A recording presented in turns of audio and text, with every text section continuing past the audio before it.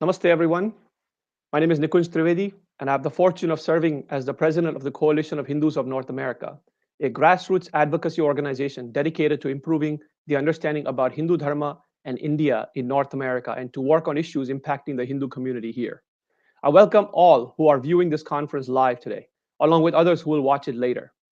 I also welcome our esteemed speakers today who have dedicated their lives towards fighting for civil and human rights and to ensure the marginalized get justice and a life of dignity and freedom.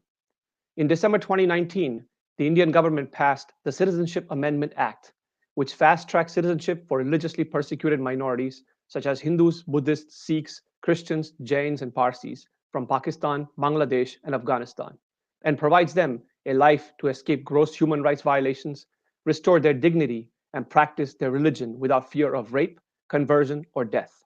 Women and marginalized communities from these minority religions have paid a particularly heavy toll over the decades. Over 1,000 Hindu, Sikh, and Christian girls are kidnapped, forcibly converted, and married off each year, while blasphemy laws are used to target religious minorities and subject them to unprecedented abuse. From abductions, rapes, and forced conversions to segregation in menial jobs without any prospects of economic advancement, these communities live in fear of persecution and social isolation. Temples and gurudwaras are attacked and destroyed or converted into commercial properties. In 2014, a survey conducted by the All Pakistan Hindu Rights Movement concluded that out of 428 temples, 408 were converted to toy stores, restaurants, government offices, and schools. In October of 2016, a Muslim mob in Bangladesh vandalized 15 Hindu temples, destroyed and looted hundreds of houses, and injured 300 Hindu men and women in a frenzy of over a supposedly viral social media post. Such occurrences are not a thing of the past and happen even today. The most recent incidents occurring just 2 weeks ago in the context of the global uproar over the Charlie Hebdo cartoons in France. In September of 2020, facing threats from the local Islamic State affiliates, the last remaining Sikhs and Hindus of Afghanistan left the country to migrate to India, where they have been welcomed and offered the freedom and dignity they deserve. These religious minorities face an existential threat, a fact that was recognized by the 20 US senators in a letter to US Secretary of State Mike Pompeo in July 2020, urging him to provide emergency refugee protection to Hindus and Sikhs of Afghanistan. In the same month, 25 Canadian MPs wrote to Canadian Immigration Minister Marco Mendicino calling for a special program for Sikhs and Hindu refugees so that they can be brought to safety in Canada.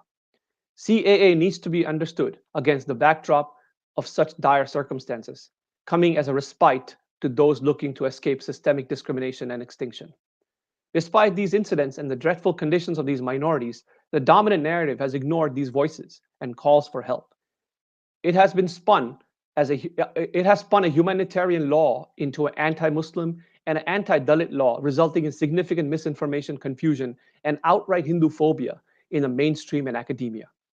Many Hindu Americans and Indian Americans, including students, have faced attacks and personal questions about CAA, so much so that some feel compelled to attack something that should be applauded and celebrated. Many have been unable to defend their stances to provide a counter voice. Rather than lauding the efforts of helping religiously persecuted minorities, many South Asian and the so-called progressive Hindu organizations have completely ignored the human rights of these minorities and relegated them to the fringes of social justice and equity. Do the rights of these minorities, including women and children, not matter? Are some more equal than others? Or do these groups harbor deep intolerance for Hinduism and India? The goal of our CAA campaign is to drive understanding and materials that can be used for further discussions. What are the key provisions of the CAA? How has geopolitical history and the politics of persecution shaped the current environment? But most importantly, does CAA help or hurt? These and many questions will be discussed during this weekend's conference. Let us listen to these experts and activists, as well as to the voices and experiences of survivors from these persecuted communities. As global citizens and humanitarians, it is our collective responsibility to help these victims and take active action to prevent false propaganda that gags their voices. CAA provides a lifeline to religiously persecuted minorities. Before I introduce our moderator and panelists for today, Kona, in partnership with Defelion, is proud to launch a song called Haven. It is a heartfelt cry and wish that we could help these innocent Hindus, Sikhs, and Christian girls who are forcibly converted and married off to older men and separated from their families and roots to be treated as slaves and properties. It is a cry that wishes the world sees their innocent faces and silenced voices and rises up against gross injustices and human rights abuse. It is a cry for hope that someday we as a society will hold their hand and remove the shackles of abuse and agony. For many such victims, the CAA provides a haven and a chance to bring that smile back. May we secure that earth and the haven where they are who they are meant to be.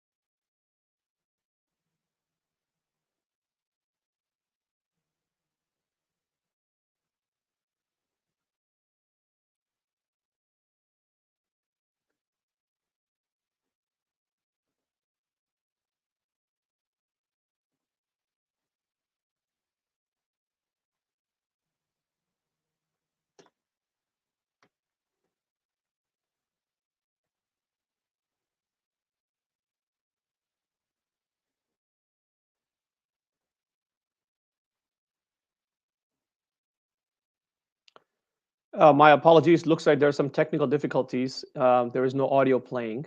We're going to try to play this again in a little while. In the meantime, why don't we get started with our panel? We'll come back to the video in a little while. I'd like to welcome Richa Gautamji from the Kona team. Richa ji is the president of the Colorado chapter of Kona. Welcome, Richa ji. And Richa ji is going to introduce our first panel, which we have some esteemed guests. So let me please just add them to the stream. Namaste, Nikunji. Namaste to everybody, and welcome all to our conference today on CAA. We are all here today talking about a law that would probably have been obscure and just, part of mundane activity of the government and the parliament. But the CAA amendment, or the Citizenship Amendment, has been taken, and on an international platform, it has been given a very different face than what it actually is. And the narrative on the CAA has been hijacked.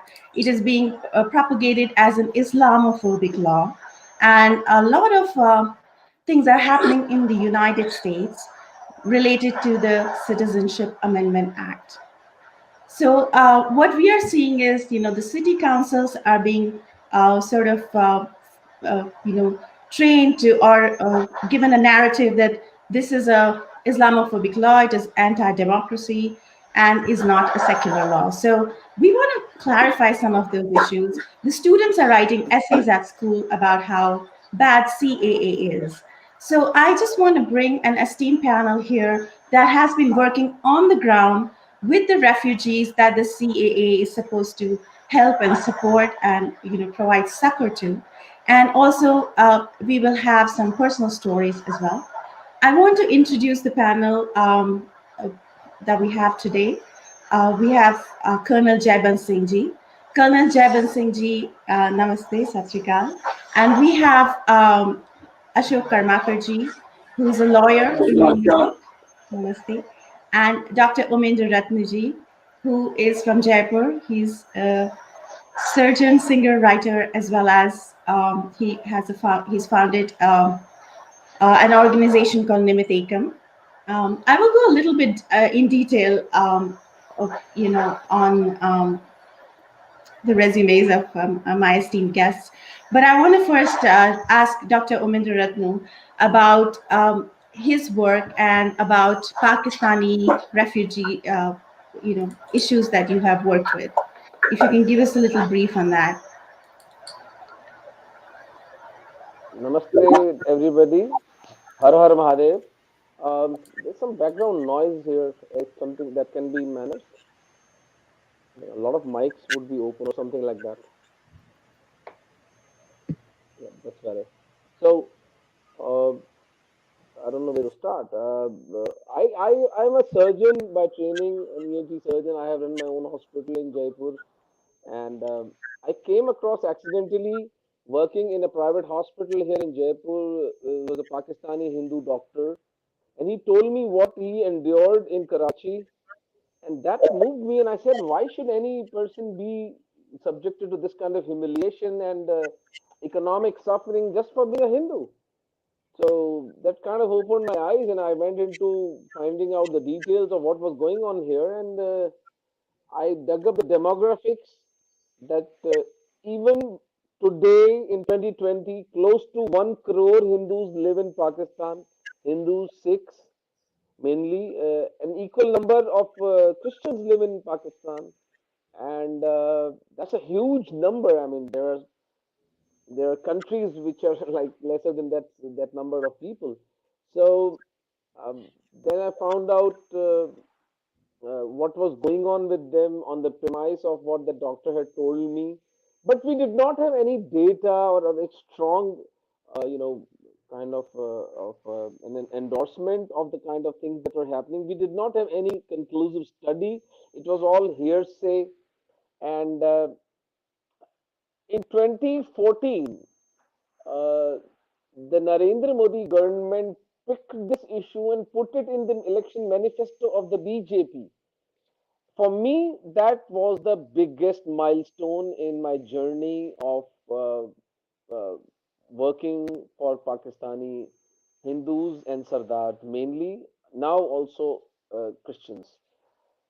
So, when a mainstream political party takes it up in its election manifesto, that has to mean something. That had two implications: that as a citizen of India, I was free to work on this issue, which earlier I was very apprehensive because working with Pakistani citizens, whether Hindus or Muslims, would be amounting to working with the citizens of an enemy state.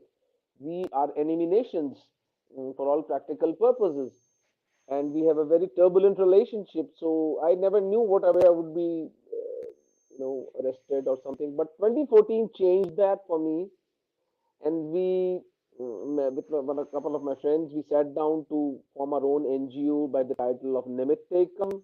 Nimittekam is a word from Sanskrit which means that we are only the instruments of the divine. Nimitta matram bhavasavvasachin, what Sri Krishna says to Arjuna. Let nobody on this globe who works with Nimittekam be in any doubt that he's a doer. He is only an instrument of the divine, and our primary purpose here is to extricate as many Hindus and Sardars and now Christians out of that hellhole as we can. Uh, in last year, in May 2019, we got this report, a very brilliantly worked on report by the European Union Parliament. It gave us a lot of teeth and muscle to put our case forward that actually what we are saying is not hearsay. This was a European Parliament report which said that 1,000 girls of the minorities are kidnapped, forcibly converted to Islam, and then married to some retard or some physically challenged person, or at least a person thrice as the child's age. This is happening in 21st century, right under our noses. averaging three girl children every day. I do not know how this world lives with it, how we are able to, kind of put it under the shove it under the carpet. Uh, now, we tried our level best for the past 6 years to bring this issue to the international attention and to the national attention, to the attention even for the people living in Bharat itself. And that's the biggest tragedy that after years of hard work and hard years of suffering, these Hindus and Sardars who traveled to Bharat out of Karachi, Sindh, Khyber Pakhtunkhwa, Punjab, Pakistani Punjab, mainly from the district of Rahim Yar Khan, some people from Baluchistan, and they travel here and come here as refugees. And the Hindus and Sardars of Bharat don't even know about these issues, in spite of all our efforts and in spite of all the modern telecommunications. And the result was that when we very forcibly tried to convince our Hindu leadership to do something about these trapped Hindus, and Modi ji did bring it up in the manifesto, and after a lot of deliberations, Citizenship Amendment Act was passed in the parliament. Uh, After a lot of delay, as we say in Hindi, but Punjab Assembly passes a resolution against the Citizenship Amendment Act. It's mind-boggling because a couple of months before CAA, this child Jagjit Kaur, who was the daughter of the Granthi of Nankana Sahib, Mohan Singh, she was taken away by these jihadis and she was converted to Islam in full view of the camera. She's there. The video is there on the YouTube where she's saying that my name is now Aisha. I'm converting on my volition. She had marks of injuries on her face, and you could see fear in her eyes, and the whole world was blind. And the Punjab Assembly was passing this resolution against the CAA. I don't know what to do with these people here. The communists and the Congress people, they were saying this is a very discriminatory law.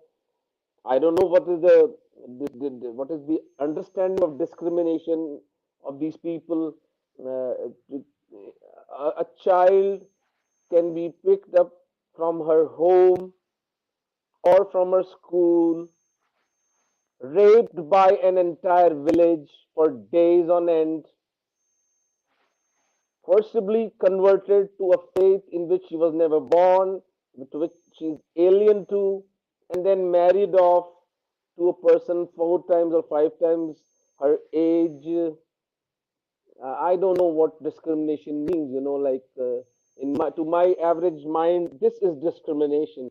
This is suffering. This is heinous, and this is vile form of existence in modern living. I am ashamed to cohabit this earth with such demons who can do this to girl children on a regular basis, call themselves human beings. And when uh, let me give you a perspective here. Tell me and give me an example in the recent memory, or even in the old memory, or even the retrograde memory, or the antegrade memory. When was it that a state passed a law for the citizens of another state that we will grant them citizenship?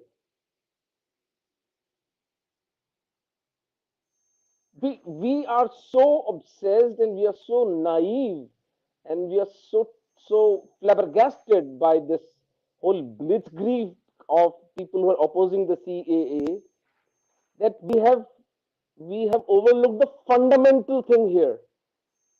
A state is passing a law in its parliament, elected representatives, saying we are going to grant citizenship to people of another state because they are being persecuted for their religious affiliation. Can you imagine Canada doing it for America? Can you imagine something like Belgium doing it with France and then turning it on its head? No, no, no. Actually, the law has actually discriminated against the people who are actual perpetrators of the crime. Look how discriminatory this is. Why don't you allow us to rape your daughters? Why don't you allow us to convert them forcibly? It's our birthright to convert them. We are a declared Islamic republic. Now, this is the fundamental thing which has escaped us. I would not blame any media or any leftist or anybody who has some interest in this whole thing by opposing the CAA. What has happened to us? We should have been so sensitive to this, that why is a parliament passing a law?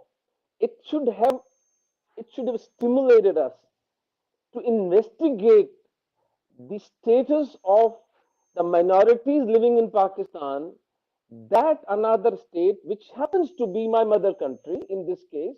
But even if I was not a Bharatiya, even if I was living in Togo, I would have investigated that why was a country passing such a law, and then maybe I would have hit upon some facts. I would have hit upon the numerous videos that are on the YouTube. There are the news links which are shouting what is happening to Hindu girls, Sardar girls, to Christian girls.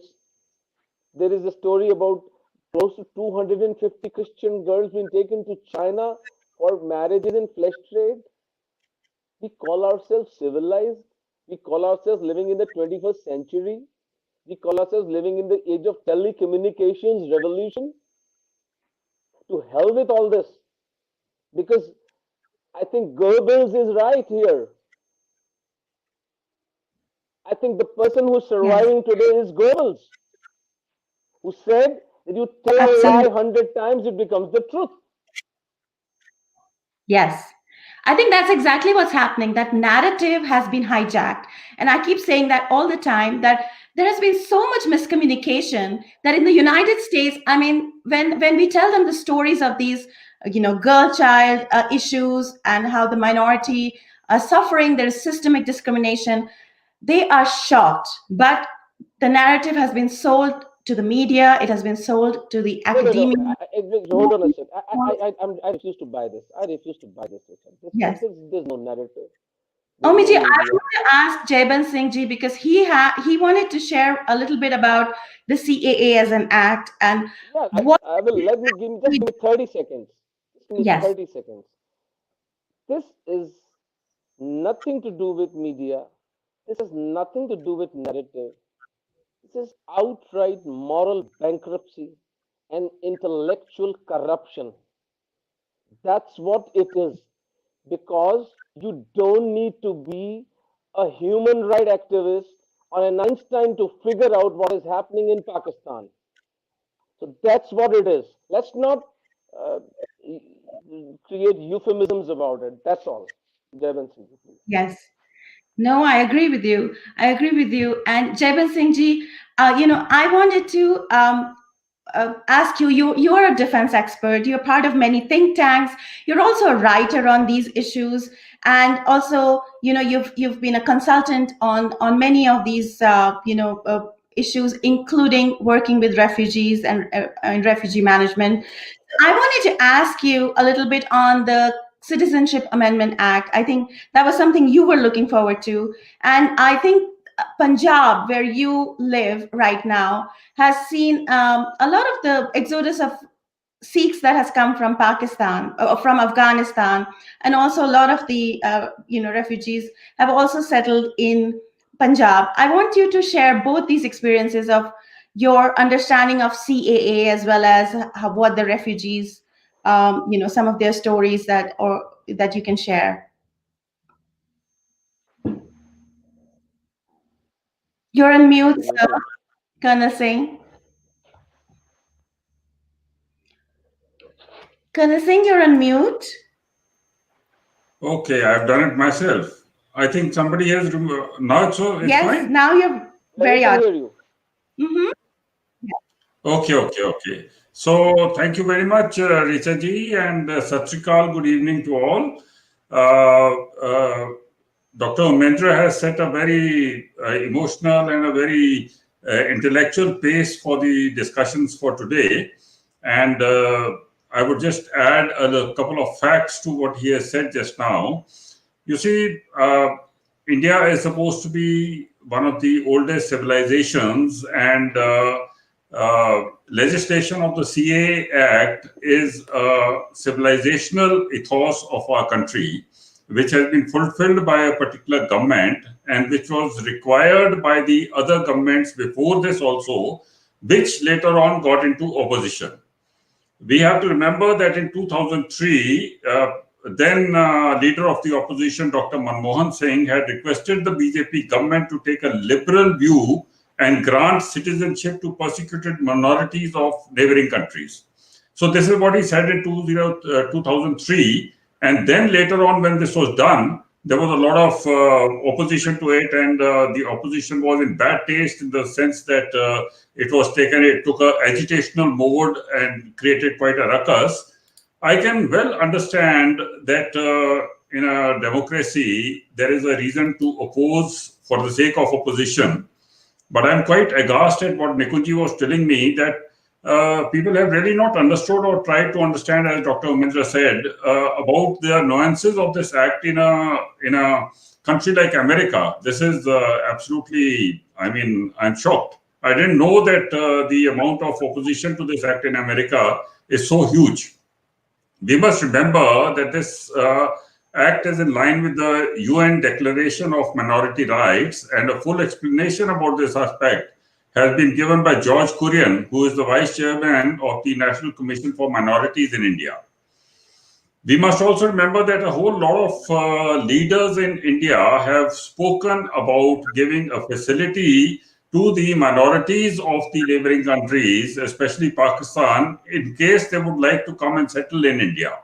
And leading in these leaders is Mahatma Gandhi, who in September 1947 itself, little after the partition of the country, he said that all Hindus and Sikhs in Pakistan are welcome to come to India. Now, how will they come? There has to be a legal framework on which they can come to India. And that framework has been put in place after so many years by the BJP government. And when it has been done, after that, we see this terrible amount of agitation that one really cannot understand. And this thing has been mandated due to the terrible condition of minorities in the neighboring countries. It is not country specific. It is a situation specific, a situation which is barbaric at its very basis. And we also have to remember that in the Nehru-Liaquat Pact, which took place, the rights of minorities were supposed to be protected. But how were the rights protected? There was a time in 1951 when the minority population of Pakistan was about 22%, and today it is 7 to 8%. So where have these millions of people disappeared? Either they have been converted in large number, or they have simply died, and the rest of them have come to India. And who have come to India, only some of them have got their citizenship. Others are surviving over here as non-state people without a state. And if these people are being assisted, where is the harm in their being assisted? As far as Afghanistan is concerned, Afghanistan has more of Sikhs and Buddhists, and they were leading a fairly easy life over there till such time that the Taliban did not come in. So once Taliban came, and they came with their very fundamentalist Islamic ideology, these people started getting persecuted. We have to remember that Sikhs have been in Afghanistan since the 17th century. In the 17th century, our Guru Har Rai Ji, he sent a missionary over there with the name of Bhai Goda, and he told him to spread Sikhism in Afghanistan. And Bhai Goda Ji, he opened a Gurdwara in Kabul. And it is this Gurdwara which was recently attacked in the most atrocious manner. So Sikhs after that also, you see, all through the time, even when, Ahmad Shah Abdali was coming over here, they may be having an issue, but the Sikhs were not persecuted within Afghanistan itself, because in those days, Afghanistan was more concerned about, trade and profit. And the Sindhi Punjabis who had gone there and the Sikhs who had gone there were good as far as trade and profit is concerned. So they were not disturbed. And all these years, they stayed over there, and then their numbers increased when the Sikh Empire became predominant in the plains of Punjab. So, but ultimately, they were totally persecuted by the Taliban, and they simply could not stay there anymore. And slowly, they have been coming out from there to this point where there's hardly any Sikhs left over there. I think all of them have come out. And the main atrocities in the recent times that were committed against them was in April 1 this year, when the 400-year-old Gurdwara in Shor Bazaar was attacked, and 200 odd people suffered because of that, and the large gathering. So it is so poignant that they had gathered over there to offer prayers for the whole of humanity due to the ongoing pandemic. And it was under those circumstances that these poor Sikhs were killed, and that led to a large-scale exodus from of the Sikhs from Afghanistan, which Dr. Omendra has also spoken about just now. I will not repeat upon that. And before that, in July 18, also there had been a suicide bombing in which specifically the Sikhs were targeted. So under these circumstances, how do they expect these deprived minorities, which has been explained very lucidly by Dr. Omendra as far as Pakistan is concerned? I can only add to that to say that there are different sets of persecution which is done to the minorities in Pakistan. It is blatant. They do not want the Christians to leave that place because the Christians do all the menial jobs. So they do not allow the Christians to go out, even though they are terribly persecuted under the blasphemy law. But they want the Hindus and the Sikhs to go out. So for a long time, they literally open the borders and say that, "Bhai, aap chale jao yahan se."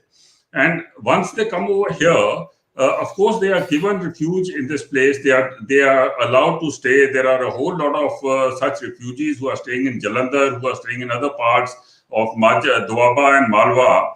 A whole lot of them have also got their citizenship through fair or foul means, but all have not got. And those who come here on a extended visa, they have to pay a lot of money to the Pakistani High Commission to get their visas extended. So these were the problems which the Citizenship Amendment Act was trying to clarify and get over. And once they did this, there was this hue and cry. The very name of the act saying that it is a Citizenship Amendment Act, which means that the actual Citizenship Act of 1955, it remained intact. 55. Only a few changes were made in that. And the changes I will tell, there was an amendment to Section 2. There was an insertion in Section 6B. There was an amendment to Section 7D, an amendment to Section 18. That is all. Small amendments. They have not changed the act, though that means that if they have not changed the act, all the naturalized citizens would not have been affected by it. So it was all, the entire agitation in India was based on a fallacy. And it was opposition for the sake of opposing. And I can understand it happening in India. I mean, nobody can understand, but it happened because India has got this tendency. Now also, if you see what is happening in the farm bills in Punjab, the agitation has got it doesn't have too much of a logical basis to it. And certain things which can be discussed and finished off have led to the state being under ransom of people with all trains and buses closed. So this opposition over here, it can be understood because politics in India are unfortunately agitational in nature these days. They have no intellectual this thing. But all this happening in America and in informed societies is something that one really doesn't want to be, one is very surprised about. So basically, the Citizenship Amendment Act, it eased the long-term visa requirements. It eased illegal norms by giving easy citizenship, and that's about all. So I hope, you see, the people who are going to benefit from the Citizenship Amendment Act have not started getting the benefit as yet. The whole process has been delayed because of COVID. But after having gone through so much of trouble, I only hope that the benefit will go to the beneficiaries as fast as is possible so that they can lead a better life. I will rest my case for the moment over here. Thank you. Thank you, Colonel Singh. I think that was very enlightening. And, I think we've covered Pakistan and Afghanistan and also some nuances of CAA here. Afghanistan, I guess I'd recently read an article saying the last Hindu, who was just managing a temple, the Sikh exodus has pretty much been, the Sikhs have been pretty much wiped out of Afghanistan. They had to move out of that area. And I think, like I said, around 5,000 people of minority religion migrate from Pakistan to India almost every year. Omi, do you have something to say? Just one point. Yeah. The 20 senators who passed this request that the Afghani Hindus and Sardars should be given citizenship, compassionate grounds and brought to the US. So are we waiting for the Pakistani Hindus and Sardars and Christians to deplete to the numbers of 500 and 700 before the society awakens and takes notice? That's No, the that's contradiction that a so-called civilized society has to face it in the mirror. That's all that I wanted to make a point. Yes, it's a sort of a schizophrenia. If you think about it, Jackie Spear of California, she's a congresswoman, and she passed a law or a resolution rather, which is going to be tabled. And she has stated that the minorities of Sikh and Hindu in Afghanistan are being persecuted just for their religion.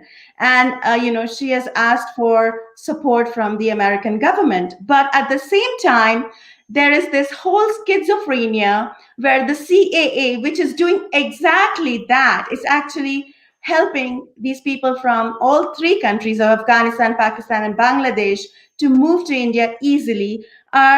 This law is being maligned, and it has, been called an anti-democracy act, whereas it is rather a humanitarian act is what we should call it. So I want to talk about Bangladesh. Somehow there are two things about Bangladesh. One is that in 1971, when Bangladesh became, like East Pakistan became Bangladesh, I think there was this whole genocide of Hindus, and many of them fled and came to India at that time. And I think a lot of that vestige of that refugee camps still existed in India and still do, I think. And those people, many of them existed without citizenship or without any sort of sanitary living conditions. And the CAA was supposed to address some of that, help them to rehabilitate, etc. I want to go to Ashok Karmakarji. Ashok Karmakarji is a lawyer in the New York bar. He's a practicing attorney, and he has served in Bangladesh in the government, and he's also he's founded an organization which helps Hindus, Buddhists, Christians from Bangladesh and other places come as refugees to the United States, and he works closely with refugees from around the world. I want Karmakarji to talk about his association with the refugee crisis of Bangladesh. And, I think you may have some stories about that as well. I would like you to go into the human element of it as well, as what you see and how you see CAA as well. Thank you, Kona, for arranging this. And I think it is very right thing to do. And I cannot express my gratitude, and I don't know how to appreciate Dr. Ramendra and Mr. Singh. They really said the thing that I wanted to say, and I think millions of people, around maybe billions, they should they know it, and many of them we cannot even express it because of this age of misinformation. And actually, I should say, as the Ramendra said, that this is intellectual corruption going on. Actually, I do not believe that nobody understands what CAA means. Everybody understands, but they want to twist it, distort it for their own benefit. And I'm a liberal person. Okay, I should say that I am a liberal, but the narrative coming from so-called liberals, I call them safe adventurism, because they know you can say anything against a democratic government and you will do not have to suffer any consequences for that. And if you do, you will not be killed, and you will go to a jail for one day, and you will be a hero or a heroine, whatever it is. But you should not. You are not going against the extremist people, because if you could do, your physical existence will be threatened. So it is safe always to go against the government, democratic government, not Chinese government, obviously, because they have money, they have power, they can kill you anytime. So my point is, what is going on against CAA is totally distortion and deliberate distortion from the so-called liberal people that who are not liberals, but they are with the jihadists. So we have to unmask them. And if some people, some intellectuals, they really do believe that we should engage with them in conversation, in dialogue, so that meeting them and see what they have to say, what they know about it. I am a practitioner, and obviously I do lots of asylum cases. And my point is, I, along with my family, we were refugees in 1971. We stayed in refugee camps, as you know, it is unsanitary, everything, but it was safe. It gave us safety. It gave our life back. That was our lifeline. And I'm a permanent refugee in the United States too. So I know what it means for people who had to leave their own countries.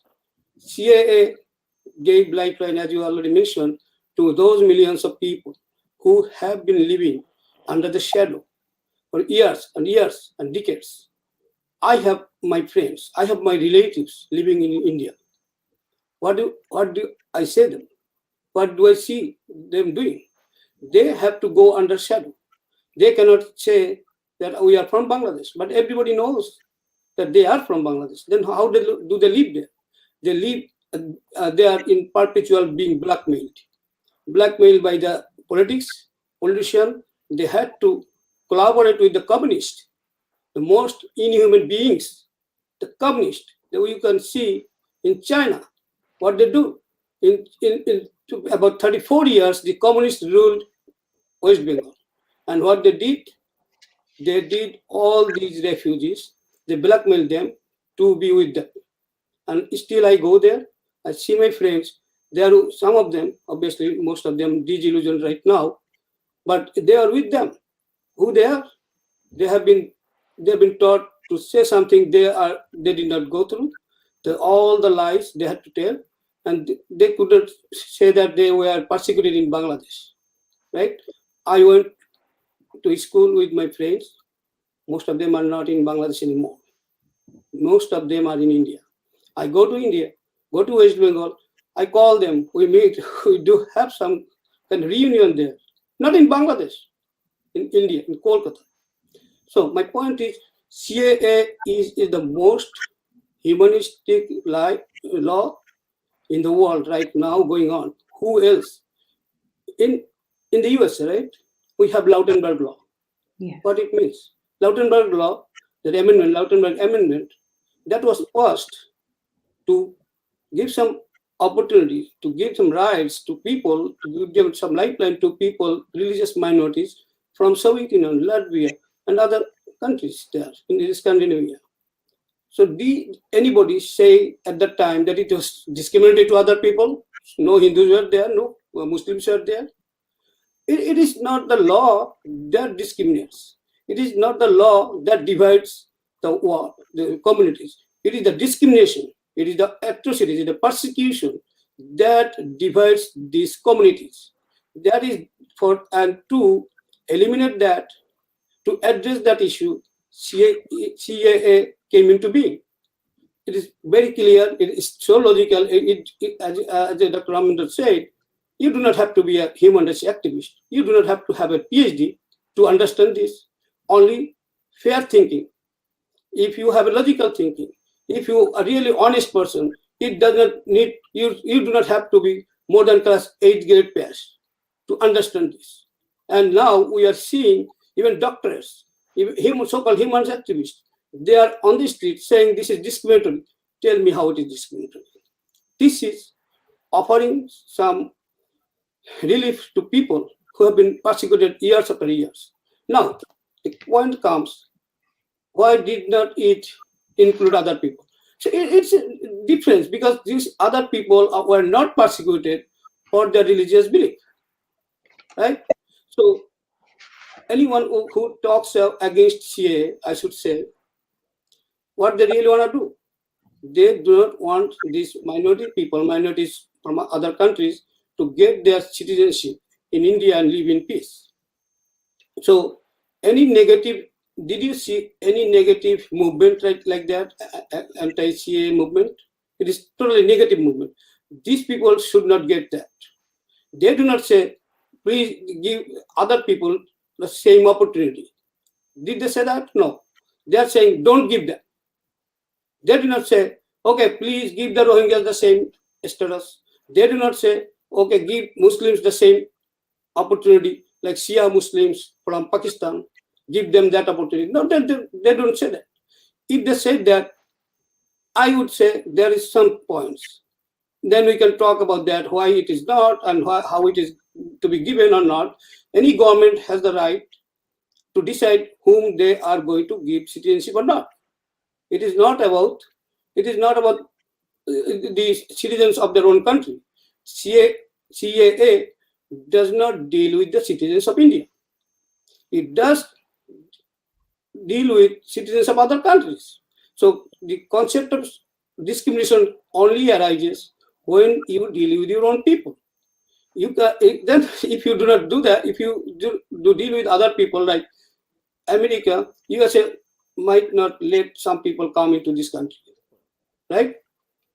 What does it mean? They are discriminating those people? Good point. Right? If Chinese people, some Chinese officials are barred from entering the US now, right? Pakistani people, some Pakistani people are being barred from entering France. So, do you call that discriminatory law? What is that? What is going? Everybody forgets everything. Just people who are just going against CA, they forget their all teachings from law school, from anywhere they understand. So it is totally corrupt and it is totally motivated and ill-informed, and they are spreading lies around the world against this law. That law is giving lifeline to my family, to my friends. I have been with them. There are hundreds in number. There are maybe millions in number. And you are telling me that that is not right. Come on, just stop it here. So what we need to do, we have to organize more of them, and people like who are talking against CA, we should bring them and confront them in person, like on this dialogue like this. And obviously, we should congratulate. I personally express my gratitude to Indian government for making this law and ending the sufferings of millions of people. You know, every day, single day in Bangladesh, 772 people in average leave Bangladesh. That is not my statistics. This is a statistics done by Mr. Abul Barakat, who is a Muslim, and he is a professor. So we have this. So it is not done by, we cannot do any statistics in Bangladesh.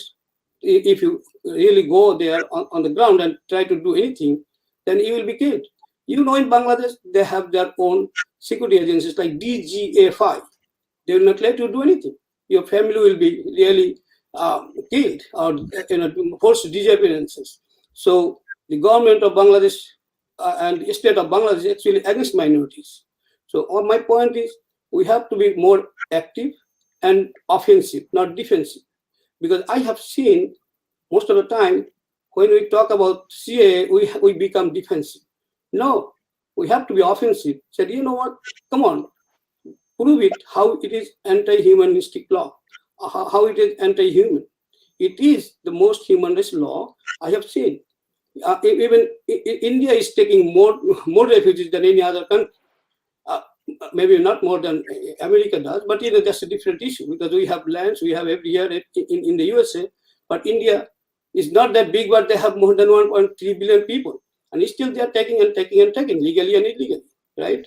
So since they are it is a democratic country, you can talk anything against it, and you can feel you are a hero when you are spreading lies, spreading misinformation.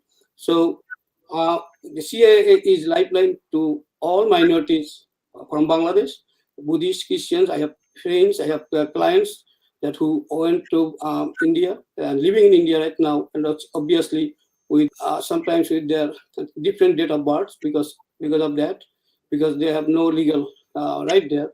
So many incorrect information, everything. So this CAA will give them that right to live in dream and as a dignified person, and that will give back their dignity as a human being. So thanks Indian government first, and also Kona for arranging this. Thank you. Thank you, Ashokji. Thank you very much. That was very heartfelt. And thank you for sharing your personal story and also putting a spotlight on Bangladesh, because Bangladesh is one country, like we have heard so much about the theocratic nature and the systemic discrimination in Pakistan and Afghanistan.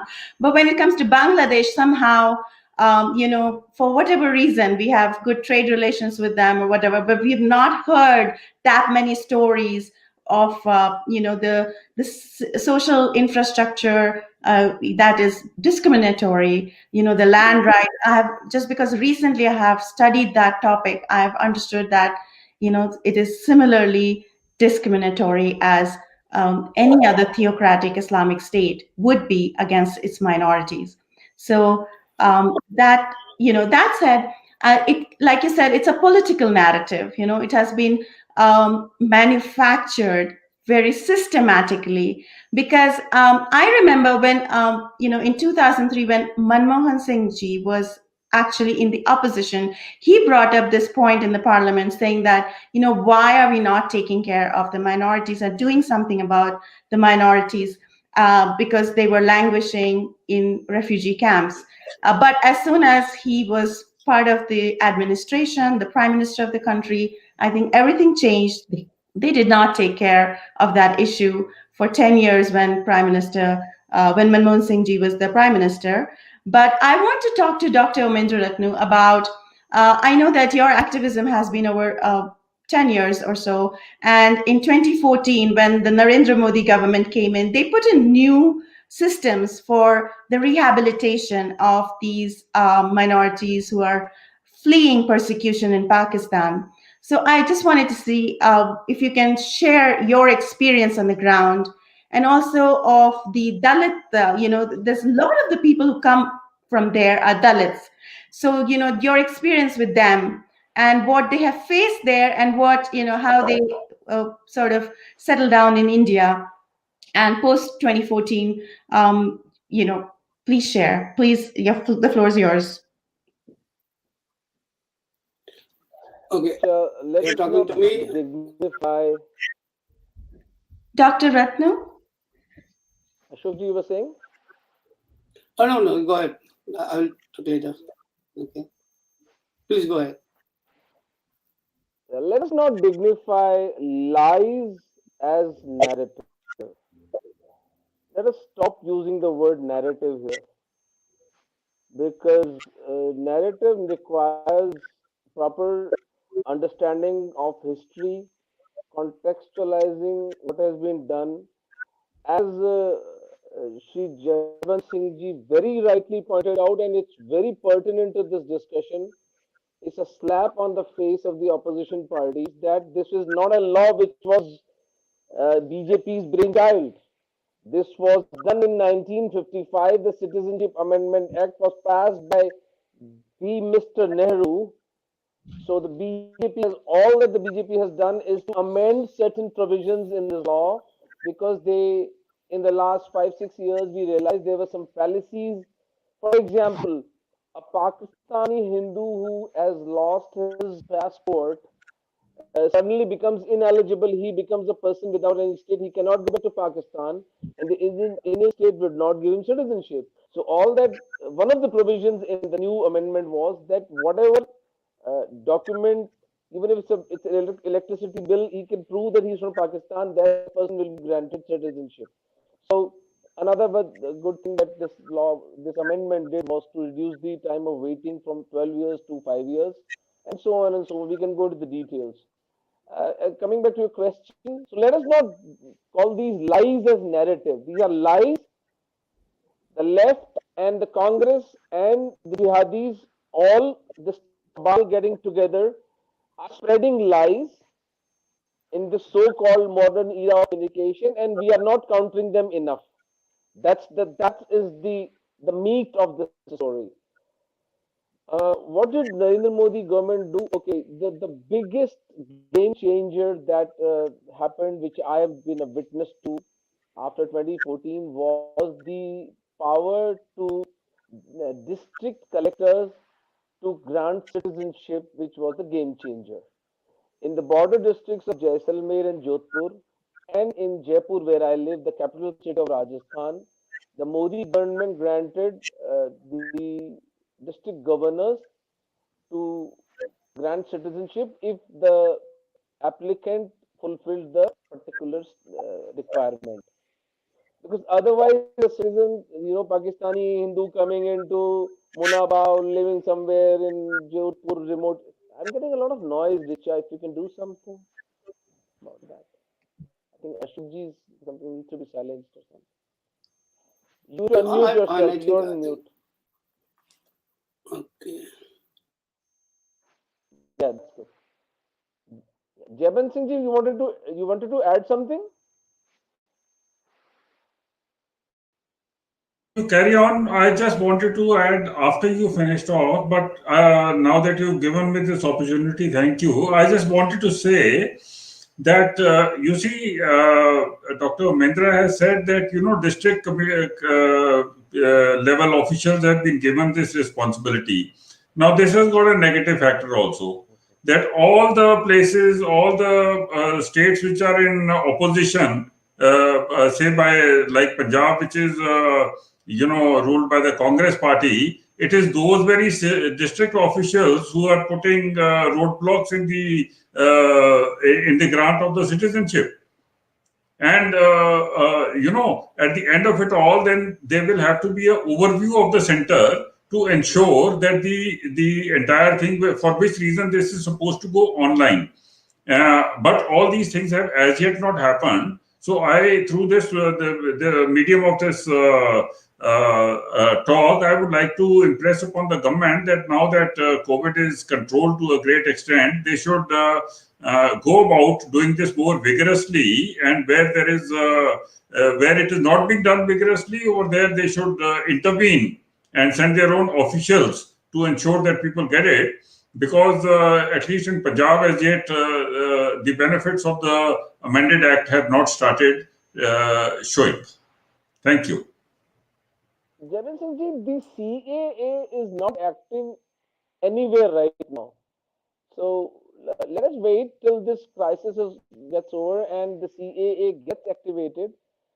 But please do connect to me privately because we have faced some troubles here with the local collectors. But at the end, we were able to get these citizenships. So maybe we can help each other here if we can get to the specifics that which district collector is impeding the citizenship granting to these beautiful, these lovely people who have forsaken everything, who have lost everything, and they have just come here because they want to remain Hindus and Sardars clinging to their ancient forefathers. So this is something evil if any government official is doing it. Please connect with me separately. We will sort this out. To continue, what Modi ji did was that this was one thing that he did, and secondly, I remember my colleague Jay Ahuja. He would go to Delhi because I'm a surgeon. I need to do my practice here, sitting in Jaipur. So Jay would seek appointments with Rajnath Singh ji, with Sushma Swaraj, with Arun Jaitley ji, with Hansraj Ahir ji, with the topmost people, and he would get an audience within 24 hours. The government was so responsive. We got all the notifications which we needed for the rehabilitation and settlement of these people into, at least in the state of Rajasthan. Um, in the over the course of last 5 years, we managed to get job permits, the permissions to open bank accounts, the permissions to get driving licenses, the permissions to hold private property worth 600 square feet, the permission from long-term visas extending from 1 year to 5 years. So all that hullabaloo and the जिसे कहते हैं जूता घिसना in front of the officials every year for long-term visas got removed by a single stroke. And Rajnath Singh ji was extremely compassionate as Home Minister. He was so compassionate on this issue. Bhagwan unko lambi umr de. And this is the story of the government, Narendra Modi government in the last 5 years. And gradually we built up the momentum with the Sangh and the Vishindu Parishad giving us the space. And we started collecting the documents to give the necessary push for the Citizenship Amendment Act, which came about last year. To my wildest of my fantasies and dreams, I had never imagined that the Congressy, the leftist jihadi cabal is going to put such a road show, the Shaheen Bags and that's just nonsense being displayed on the streets of the country and internationally. There would be so many negative comments about this compassionate law, but it did teach me something that Goebbels is very much alive and thriving in this globe, and that raw muscle power, raw brute force can at least disturb a beautiful and a fragile idea. So all the talk of civilization and justice, I would fall back on this beautiful line in the Game of Thrones. There is no justice in this world, not unless you make it. So hats off to Narendra Modi ji and Amit Shah ji for sticking to their stand, and they have not yielded an inch to this blackmail. The Delhi riots happened under the pretext of this law, this amendment. People died, crores of billions of dollars worth of property was burned. But these two guys are different metal. The left doesn't understand them. They didn't yield an inch on this. The last part of your question that how many? I'm sorry, it always overwhelms me when I see these so-called Dalits. I call them Sahodaras. I don't refer to them as Dalits. They are our brothers. Sahodara means they are born from my own mother. And it's not something which I'm trying to, being poetic about or impress anybody. It's something it's an article of faith for me. It's something which is a fabric of my life. It's in my RBCs. It's in my bones. They are my blood brothers. And I asked, the majority of these communities are Bhils, which are scheduled tribes in Bharat. They come from Sindh. Then from the southern district of Rahim Yar Khan, there is a community called Meghwals, who are scheduled castes in Rajasthan. There are Kolis, there are Balais, there are Malis, and there are upper caste Rajputs and Pushkarna Brahmins and Maheshwaris who are coming from there. So shame on all these so-called Dalit leaders who oppose the CAA. And and I also conduct these meetings with the Valmiki Samaj and the Dalit Samaj in Rajasthan. I keep going there, and I tell them your leaders are stabbing you in your eyes because if close to 50 to 60 lakh of these Dalit Sahodaras come into Bharat, that will add to your vote bank. They will have their own muscle. You will become more powerful by their presence. Why on earth should you be opposing their entry into Bharat? And I'll submit. I'll end this with a beautiful dialogue I had with a Meghwal who had lost his elder son to jihadis, and I asked him,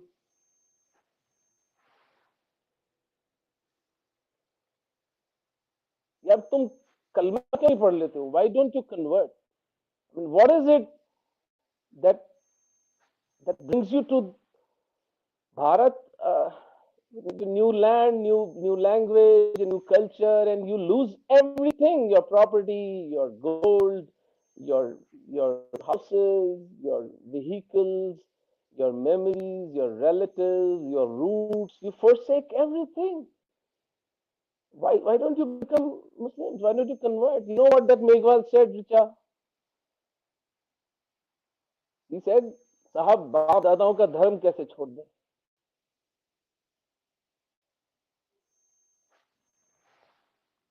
So when you're living with such amazing people, no hardship is big enough. There's no suffering that can deter you from this beautiful movement of energy which I feel with these people. They're my walking, moving gods. So they're Dalits. They're Dalit Sahodaras. They are my brothers, and each one of them will be taken out. They will not be left to be harassed and tortured by a mafia of child molesters. We will take them out. And when the government of India is with us, there's no force on this earth which can stop us from taking our brothers out of that hell hole. Let everybody know this. Let everybody hear this. We are determined to take out every Sardar, every dignified Sardar, my brother, every Hindu, and every Christian out of that hell hole. Thank you.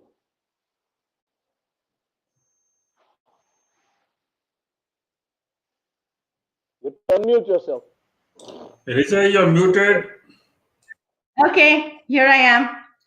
So I just want to thank you, Omiji, for that positive message of hope. Yeah. And I work closely with Omiji. He's Dr. Omendra Ratnu, but we all call him Omiji in his team. So yes, that is something we are working on, and we will talk about that as we go along, of some of the plans that we have to grow this movement. But I also want to talk about, like you said, it's not a narrative, it's a Goebbels propaganda machine that is working overtime. And Colonel Singh, Colonel Jebel Singh, you are also, journalism and mass communication major, and you have such expertise and in writing, and as a media person, as a professor who teaches at various as a visiting faculty in various universities. I want you to sort of give us a highlight of this whole narrative that and narrative is probably not the right word, but this whole propaganda machine that has come up. Like Omiji said, most of the people who are talking about this know the reality. Like even Ashok Karmakarji said the same thing. They know, how do you wake up a man who is pretending to be sleeping? They know the reality of what is going on. And of course, there are some others, like the mothers of or the women of Shaheen Bagh, or some of the Bollywood actors. I remember Farhan Akhtar was asked on the streets of Bombay, "Why are you protesting against CAA? Isn't it a humanitarian act?" And he said, "There are so many people here. Do you think they don't know why they're protesting?" He could not give an answer. So many people are just sort of going with the mob mentality. But I want you, sir, to help me understand, or help the audience understand, why do you think this media spin is going on? And has the government sort of failed in communicating this message, or was it caught, blindsided? Colonel Singh. Firstly, I was just wondering when you told me that there is a activist coming from Jaipur, and I was thinking, how is it that I do not know? And if you remember, I said there is a person there, but I am not being able to recollect the name, and that is Jay Ahuja. Jay Ahuja is very well known to me. Please pay my regards to him. We have met a number of times in Delhi. And once I met him in Jaipur also. I had come there to give a talk for that youth festival. This point. Can I just say that Jay Ahuja is Dr. Omendra Ratna's partner? I know. That's what he took his name. That's how I came to know. Yes. And, okay, now about this thing about the media. You see, we are living in a democracy. Everybody's got a right to express himself, whether it is correct or it is not correct, or this thing is not for us to, for a journalist or for anybody to legislate upon. They have to ask their own conscience as to why they are doing that and how they are doing that. There is money involved in all this. There is a foreign hand in all these things. There are experts sitting over there with larger agendas than the particular agitation which is going on. So all these things are something that we have to learn to live with in a democracy. So I always say that it is not, one really should not be worried about the amount of media space that the opposition or somebody who opposes your view has. You should create your own space for yourself. And that space is already always available. So, I mean, they will do what they have to do. CAA agitation is not the only agitation that has been done. There was this JNU, now there is this farm bill going on. For everything that is being done, the kind of agitation that is happening in India, it really doesn't suit us. You have a point to say. If you are statesman-like, then you should say it in parliament. If you say it once, people are intelligent enough to understand that you have said it, and they can make their own viewpoints on that. They can have their own this thing, and you will get an opportunity. If what you are saying is right, you will get an opportunity to win the next election. If people don't like what you have said, you will get that opportunity. That is democracy is all about. I mean, nobody's got a right on making the government now. There may be certain people who have got right on a particular political party, but people do not have a right on the government. So therefore, let us not dwell on this thing. There are so many things. I have told you the 5-6 basic factors. There is money power, there is foreign agenda, there is political aspiration, and there is, the media is also, the earning processes in media are very limited. So you get, just to earn your daily bread, you sell yourself off. And as far as our visual content is concerned, we have as yet not graduated to the level of responsible journalism. We may take a couple of more years to get there, or maybe a decade or so. By the time we actually, get into that groove of at least having a modicum of, unbiased reporting. At the moment, it is so blatant. So, we have to say our piece, and the other people have got their own right to say what they have. We cannot take that right away from them, good or bad. Yes, so that's, I guess, democracy, right? Everyone has the right to speak. And at least in India. Can you hear me? Yes. Okay. So you wanted to say one line. Mm-hmm. I have this aphorism about media and all the kind of hullabaloo that the media is, and I say this to all Sanatanis across this globe. And when I say Sanatanis, it means a generic term for Sadhas, Buddhists, Jains, and Hindus. Media is not with the enemy. Media is the enemy. Be assured of that. Because anybody who's up for sale, they will never take a principled stand on anything. And that is why at least a dozen journalists whom I've interacted with on Twitter and on the social media, I've challenged each one of them. Let's have a one-on-one debate on the CAA. If I'm defeated, I'll shut down Nimittekam. I'll shut down Nimittekam. I'm not going to do anything which I cannot justify to my own intellect and my consciousness. You tell me, if you lose, will you issue a public apology that you stirred the nation on falsehoods? None of them turned up for the debate. That's a different matter. Carry on. Yes. Yeah. So, Yeah, Ashok ji, my next question is to you. But please add your point. I think it's important. The media narrative is what is driving a lot of this misinformation and disinformation campaign. So please, if you have a point there, we'll okay, take it. first of all, yeah, thank you. I would like to go back to Bangladesh issue. I think you raised this point that I did not answer in my first thing. So, why are the Hindus and Buddhists and Christians they are living Bangladesh, right? So, if you look at the percentage of people, these minorities living in Bangladesh in 1951, that was about 33%, and in 2011 we do not have the most recent census because that has not been done. Every 10 years it is done.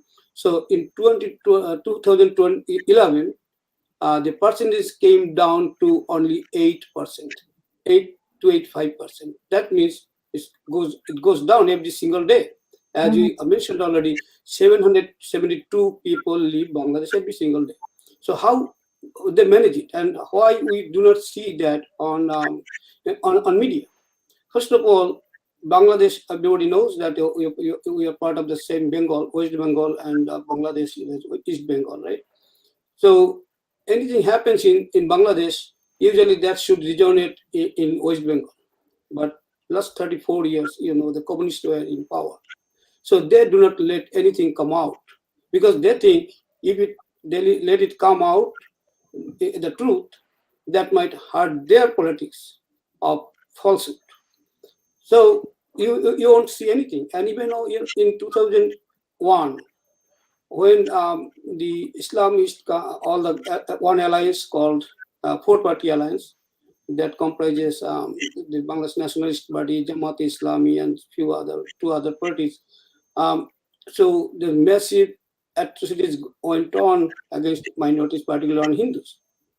And so when thousands of people they came across the border, they were not given the status of refugee. No refugee camp was built for them, so they scattered, and they have been like sometimes they have been forced to go to Bangladesh because they were afraid. The communist government was afraid that it might raise the conscience of fellow Bengalis in West Bengal, and the media will be like they might have to cover something. So that is the way they managed it so many years. And still, even though the communists are not in power in West Bengal, but they are doing the same thing, this present party in power. So they do not let people know. So in Bangladesh, something is coming out because of the social media. And media also, they also sometimes publish some of them, but not most of them. The recent one that I can tell you, there are many, so many things happening recent every single day. So if I say recent, it doesn't mean it has to be like today. It's like it goes like every single day. So one guy, advocate, he was an advocate, Mr. Advocate Polas Roy. He said something in public against the Prime Minister of Bangladesh. And what happened next? He was sued. Okay, that's fine, because you cannot say anything against the Prime Minister. She's impressed or whatever it is. So he was sued, and he was taken to the custody. And and when he was having his trial, he was, burnt alive. Kerosene was sprayed on him, and he was burnt alive in the jail. And it did not came out in any newspaper. How we could come to know? It is from social media. And then there was a re-petition in the High Court, and nobody knows what is happening now. I can tell you my experience with that. So when I heard that, I tried to contact with the family. His own mother, he was on phone with me for more than half an hour, about an hour or so, and she told me everything. Why he was, he had to go through that, and he was killed. And I knew that that would be the last time I talked to her, because the DGFI in Bangladesh, they just survive everyone. That they think that they can be.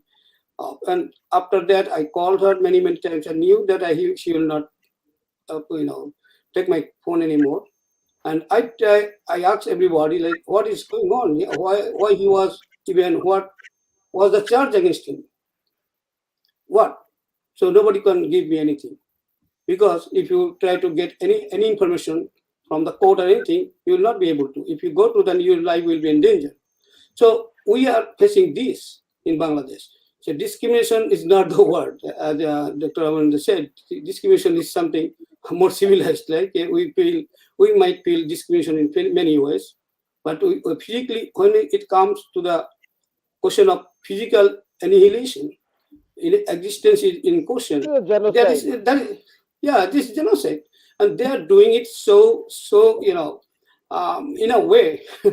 It's like, even the present world, they have no idea how come they do it. They do it socially, they do it politically, they do it administratively, and they do it in many ways. And even in media, they will be very selective. They will bring out something, and they will not bring out most. So if you tell them, oh, media is not bringing all this sorrows and everything, and plights and all the atrocities going on against the minorities, they'll say, yeah, we published this, we published that. So how many you published? In 100 incidents, they can publish one or two. So now they can say, yeah, only two things happened because we published it, and we did not publish. We have all the right, obviously, not to publish, because we have a duty to the community, so that people will be, there will be division between the community. So we are doing it for the public conscience. They say it all the time. Say, what is your right? You media, you are not going to save people. You are just just publish the truth. What is happening around you? You are not to maintain law and order. You are there to publish the truth and say what is happening. But I see it in West Bengal too. They say, if we publish everything, then there will be a division among the population. I said, what are you talking about? The bad people are bad people. Why you are talking about the communities?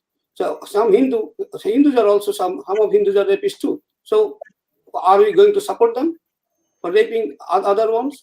Even Muslims, if some Hindu guy rapes a Muslim girl, we are going to support that rapist only because he is Hindu? No. We have to tell he's a rapist and he should be punished, and we do it. That is human rights. We cannot just suppress one information only because that will go against one community. It does not go against the community. It does go against those people, the perpetrators, who are individually liable. Yes. We are not talking about any collective liability. It is not the Muslims, it is not the Hindus, it is not the Christian or Buddhist. So, but if someone is being discriminated, someone is the victim of discrimination, annihilation, or anything, any atrocities, it should come out. And that is for being Hindu, you should tell it. They are, because what is there? Only because they are Hindus, only because they are Buddhists, only because they are Christians. So, Ashokji, thank you so much for those comments, because it is true that we've never had a voice in the media before, and social media has been like a boon for and really created that sort of democracy of communication at this time, where we are able to even have this conference.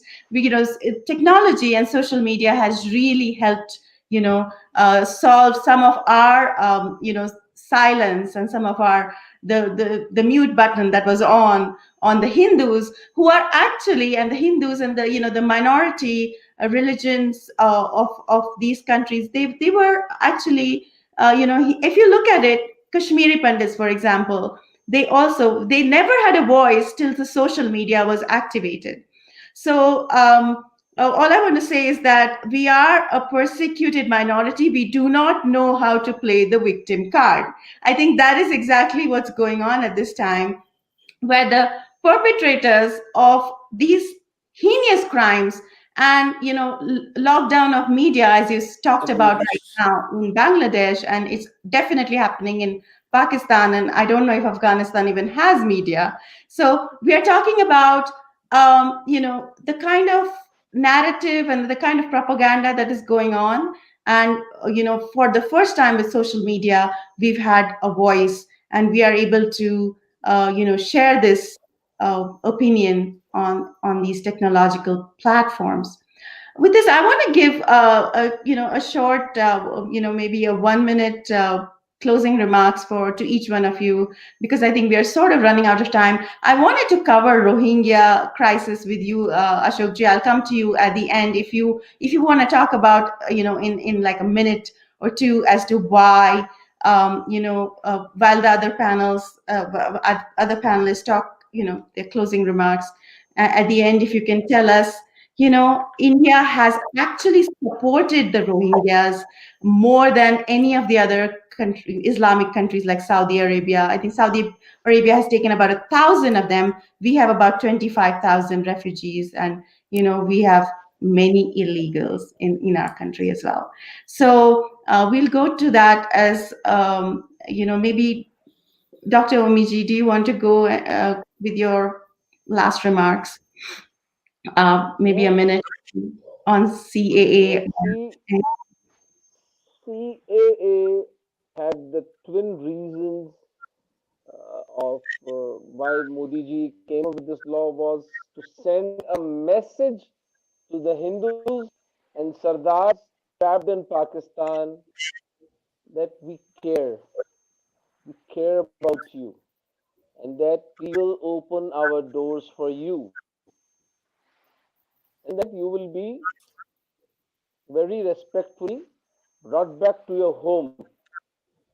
So the language used in the manifesto was Bharatvarsh इन लोगों की नैसर्गिक मातृभूमि है. It's the motherland.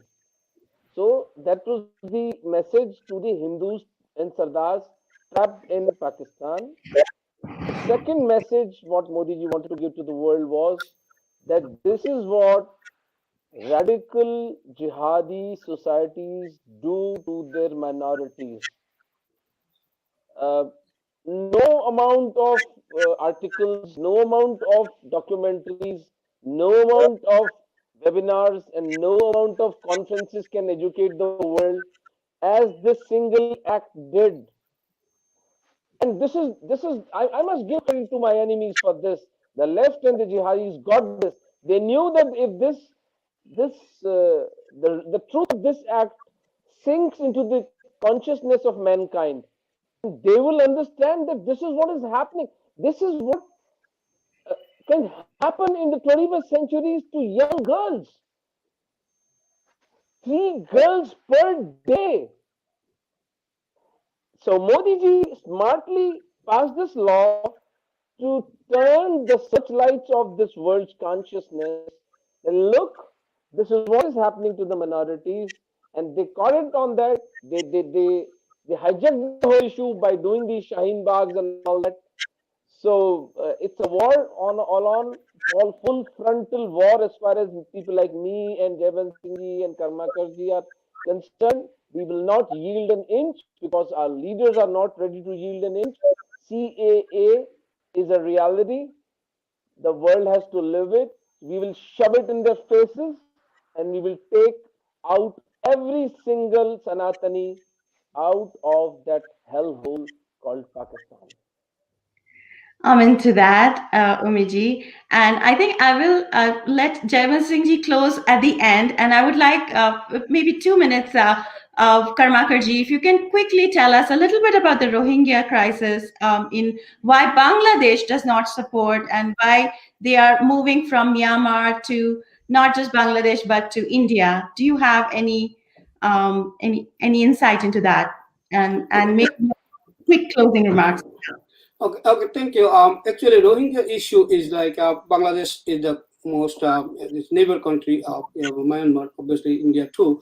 But Bangladesh is right now housing and giving refuge to 1.1 million Rohingyas. and whereas India is sheltering legally 40,000, and UAE, Arab Emirates, right, they are housing about 50,000 of them. Question is like always, if India is willing to accommodate the Buddhist, Hindu, Buddhist, and Christians, why not Rohingyas? The question is why it has to be the one country to take everyone. So if other countries, they feel like they have the humanistic feelings, they want to do something, it is their opportunity to take them. There are also refugees. I have all the feelings for people who are in trouble. And, there are lots of bad things going on about them, but, not everybody is bad. Many people are really suffering. So why do not you come up? Why other countries are not coming up and saying, oh, it is only 1.1 million? Take them one after another. So India is taking this many. So India is doing its own part. So since it is doing its own part, and that doesn't mean that it has to take everyone from the other country to show it is so liberal. We do not have land. They do not have any enough land. It's like, why do not other countries come up and do their part, and then tell them it is the other countries? So you are not taking. You are just pushing only one country because you wanted to take 3. You have to take another one too. This is not fair.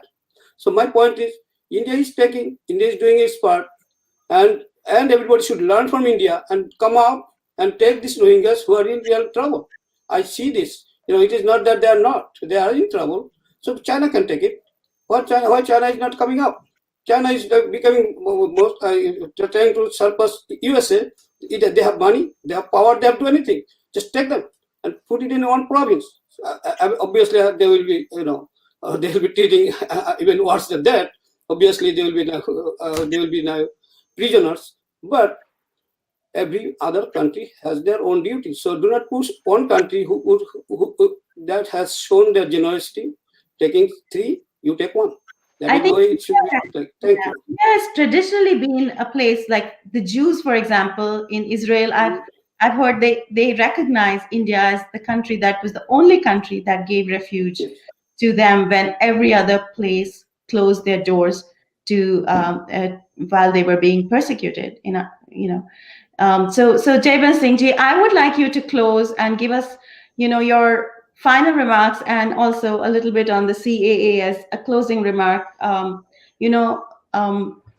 a little bit on the strategy, maybe, of what can be done to clear this, misconception, especially in the United States, where we are facing, a daily onslaught, I should say.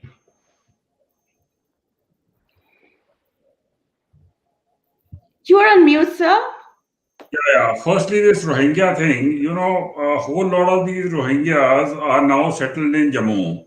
And it is part of their, the Muslim thing, also their own small little project of changing the demographic pattern of that area, while they keep crying about demographics being changed in Kashmir, which is practically impossible.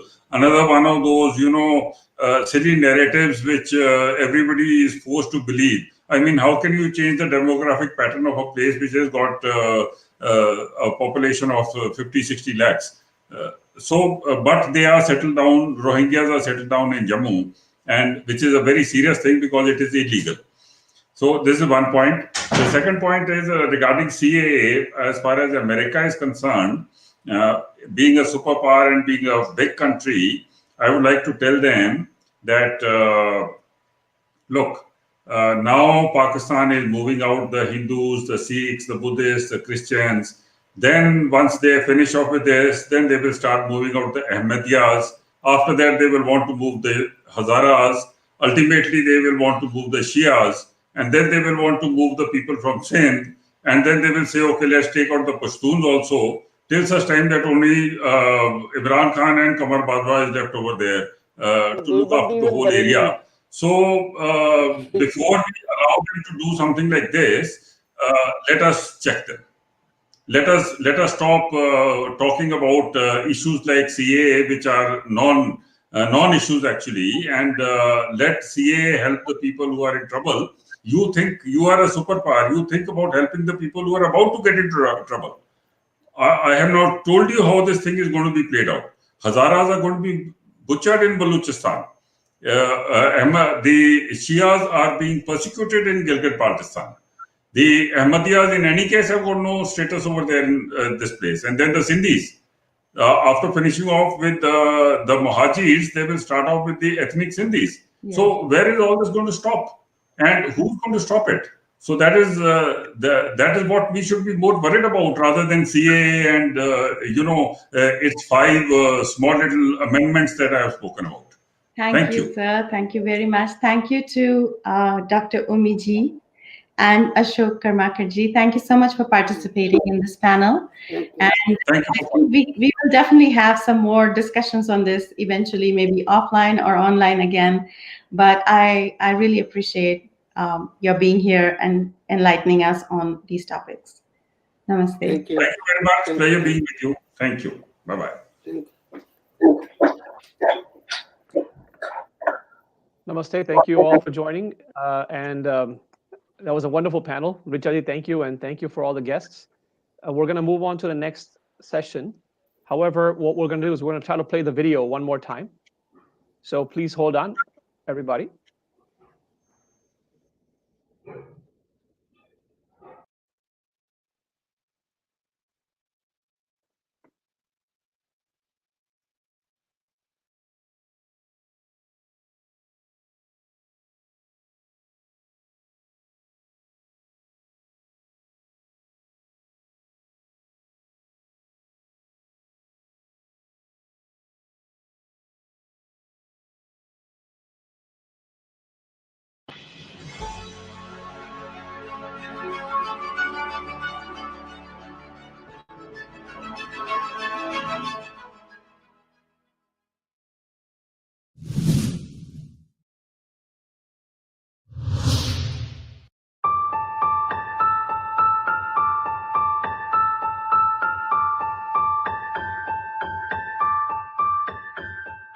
Pakistan is ranked one of the most dangerous countries for women and girls.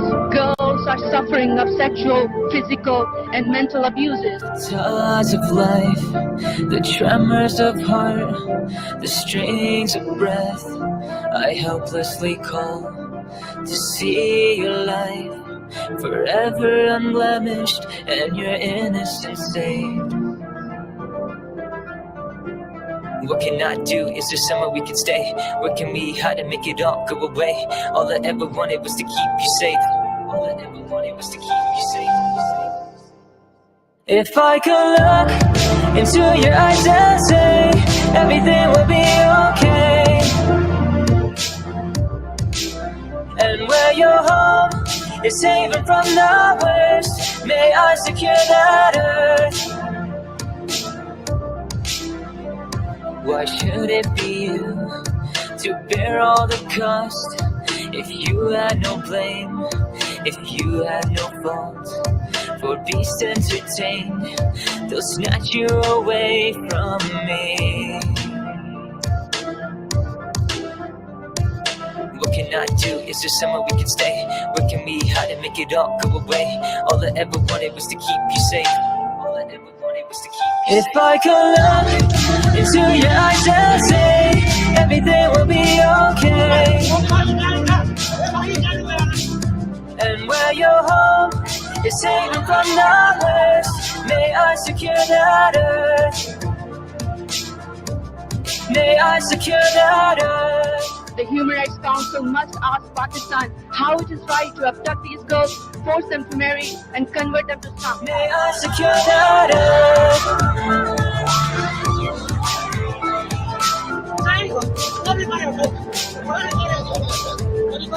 This death of only release from the monsters and the beasts.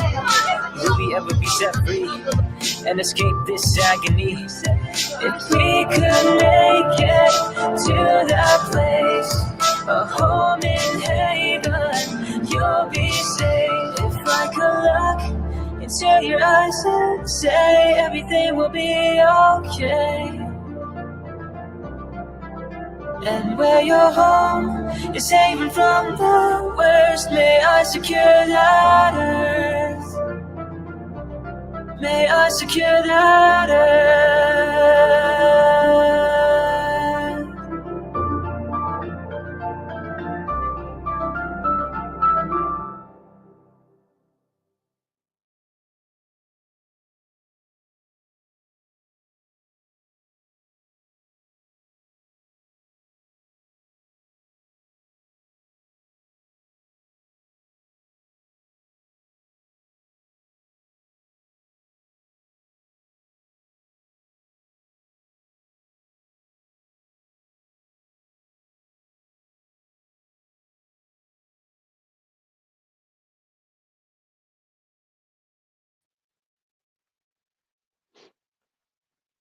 That's indeed a very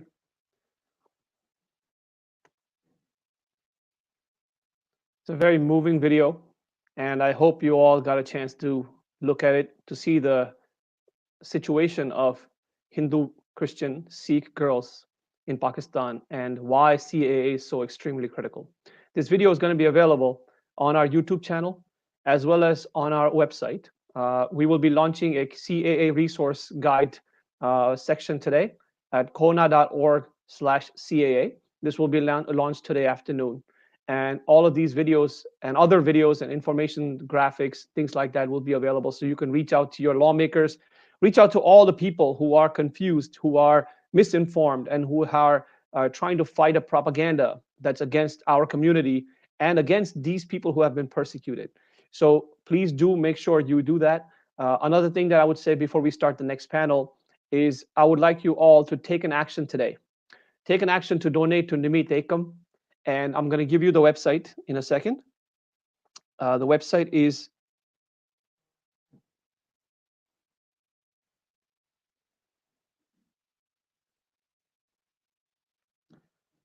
it's called Auroveda, AUROVEDA.org/donate. It's www.auroveda.org/donate. So I hope you get a chance to donate to Nimit Ekam. You can check out Nimit Ekam at NIMITEKKAM.org. It is, again, I'm going to repeat that again, sorry. It is NIMITTEKAM.org. And you will check it out on our comments page as well. So once again, thank you for watching that video. We're going to move on to the next panel. I'm going to welcome Richa back to introduce the next panel. Yes. Namaste. Omendra your video is upside down, so please. Omiji is fine. I can see him. He's not. Yeah, better now. Okay, good. Okay. And unfortunately, Sanjay G's video is not working, but he's live on video. So, I mean, on audio. So, Richa please go ahead. Welcome, Sanjay ji. It's good to have you here. Sanjay, namaste. Yeah. Namaste. Omiji, welcome back. Can you hear me? Thank you, Richa. Yes, we can hear you. And Omiji, thank you for putting up with this marathon session in It's okay. probably midnight at your place. But I think it's very important to talk about what Nimit Ekam is doing, right? There are three things that I wanted to do. One is that introduce Sanjay as someone who has moved from Pakistan to the United States. I wanted to ask Omiji, because you have worked closely with Sanjay, to give a brief introduction of Sanjay, and then I'll probably put some questions out to both of you. Sanjesh first contacted me on WhatsApp, uh, thinking that I would be able to, kind of help him with whatever the Hindus were suffering in Pakistan. So I was very touched by his organization. I'm forgetting the Hindu Seva Dal or something he had already created in Karachi, and he was already serving the absolutely deprived Hindus of Pakistan with whatever limited resources he had. He's a very dignified, very cultured, and a very committed Sanatani Hindu warrior, if I may say so. Over the years, we try to, but unfortunately, because money cannot be given from India to Pakistan, money has to be routed through US or United Europe or something, or Dubai or something. So then Sanjay shifted to the United States, and we met in Chicago, and we held a couple of sessions together. And there, he is trying to live his life, make his ends meet, but he has not forgotten his home. The pain and the anguish and the concern for the Hindus is very much alive in his heart. And whenever we at Nimit Ekam want some help about reaching out to any persecuted family in Pakistan, Sanjesh always helps us with his contacts, with his zeal, and with his resources. And we are very grateful to have Sanjesh with us. and we are right now in the process of, as soon as this COVID crisis gets over, uh, I will be traveling around the globe with a couple of Pakistani Hindus and Pakistani Sardars to let the world hear their story from their own mouth. And Sanjesh is going to be critical in that. Sanjesh also has helped us arrange a couple of girls to be taken to Australia on a scholarship, which our friend Gautam Gupta has very compassionately arranged. So, listen to his story from his own mouth, what he faced in Pakistan, what made him to force out, seek a refugee status in another country, living in an alien land. May God give him a lot of success, a lot of happiness in his life, and my ashirwad to him and his family. Thank you. You have to unmute yourself. Thank you so much, OPG. And Sanjeev, I want you to take it away and talk about your personal experiences. You told me that girl child persecution is a very big story in Pakistan, but there are many other issues that crop up on a day-to-day basis in terms of social discrimination, systemic and institutionalized discrimination that happens there. So I want you to tell me a little bit about that, about your personal experiences, your what stories that you have personally encountered.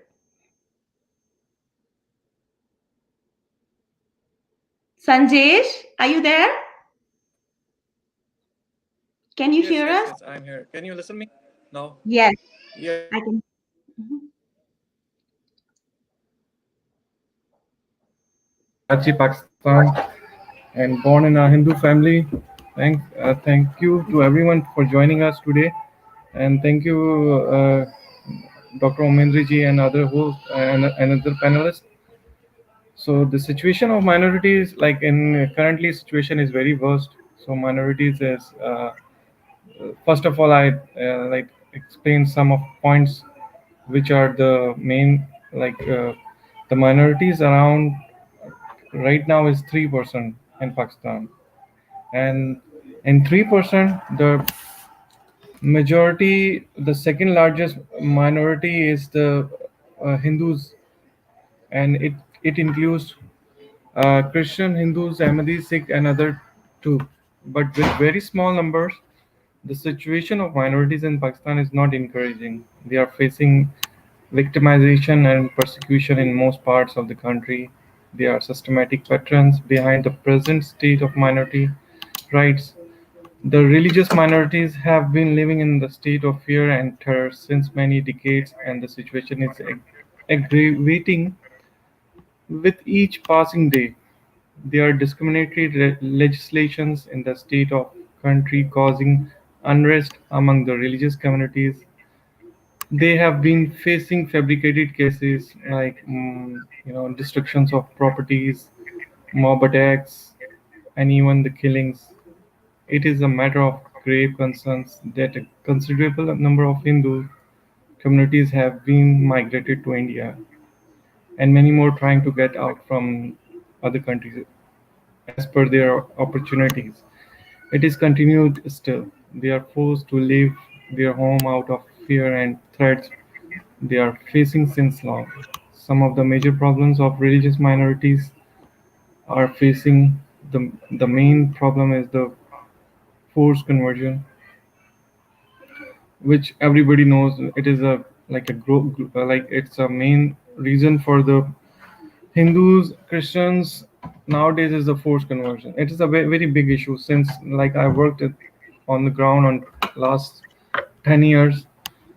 So I've already like faced many problems, and these cases especially gone into the judiciary, and the judges they also cannot do any like recoveries, and like we had a discriminatory laws, biased behaviors, also the hate speeches, even the religious extremism and lack of tolerance, and job discrimination, like also the hate takes textbooks materials included in schools, colleges, and universities. In the school books and colleges, They are like most of the text materials is also like they also put for the Hindus and the Christians they put they use the uh, uh, kafir word. So it is very like shameful for us. Like so, these are the main, and also the bonded labor is very big issue, especially in Sin, and the total number of population lives the 8 million Hindus are lives in all over Pakistan, and more than 55% lives in Sindh province, where so Sindhi Hindus are majority affecting by these people, the extreme like extremist people. But also the educated Muslims are also some of them. They also support this these cause like when the forced conversion it happens. So all organizations like human rights organization and women rights organization, they also supports to this to the minorities. So they also like only just we can say that only 1% of So, Sam, all I these. ask you a question. When you support the minorities, are they able to Mhm. influence the political system or the legal system there, Yeah. or because what I am seeing is a systemic discrimination. Like if you saw the song video that we saw earlier, there's a lawyer and a police pushing a girl away from giving testimony in the court, right? Those kind of issues are sometimes happening in Pakistan. Is there enough momentum among the broader community to support the persecuted Hindus and Sikhs and Christians? Actually, Um, we don't have any law. That Hindus we have lawyers in our community also, like Hindus lawyers. But the system, system like we have the laws, but the implementation is not. It's not happen in it. But there are a Not. couple of laws that I noticed. For example, only in 2016 or 2017, the law was passed in some where Yes, the Hindu and law Sikh, was, yes, the right? law was, yes, exactly. The law was Hindu marriage law was passed on 2016 after like 70 years, like 55 or 70 years after a long time. So Yes. they have passed the law about the Hindu Marriage Act. That's called Hindu Marriage Act. So So that because that marriages were not recognized, but now do you yes. think it has helped So the in that Hindu Marriage Act, that was the provincial bill which was passed by the governor of GM Umar Farooq. He was passed in 2016. That Hindu Marriage Act, the girl should be 18 years. So the girl age should be 18 years.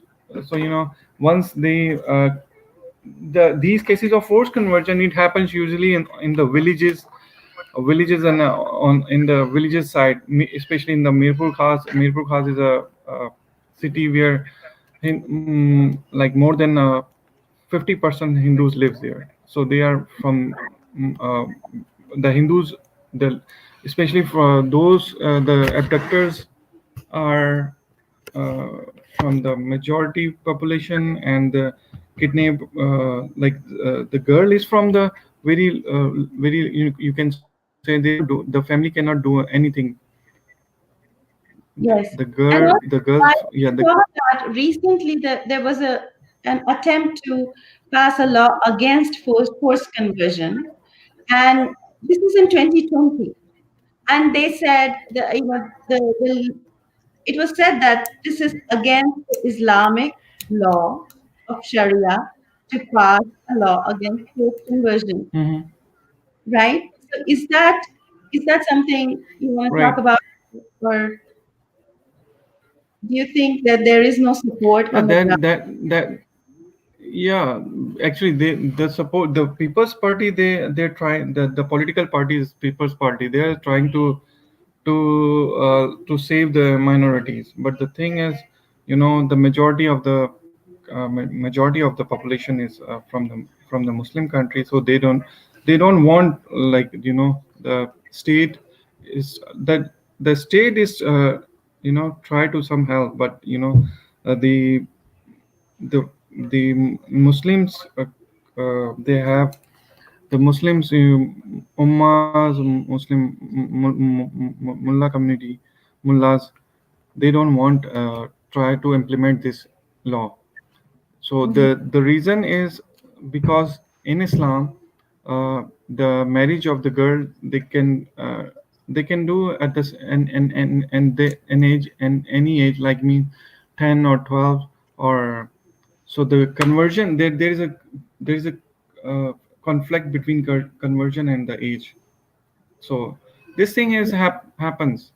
So that's the reason they don't want to apply implement this law. So they pressure, uh, you know they pressure the country heads. So that's the reason, most of the, if this I think that is this the main reason that is happening is because it's a theocratic state, so the theocracy has a bigger say in the matter, and Sharia law takes over Mhm, um, mhm. these issues. So I want to remind our audience that we are, putting up, asking you to head towards nimitekam.org, which works with these people who are persecuted in Pakistan and helps them to come to India and create a better life for themselves in India. So they act as an interface between them, the community, and the government. There is some echo going on here. I don't know why.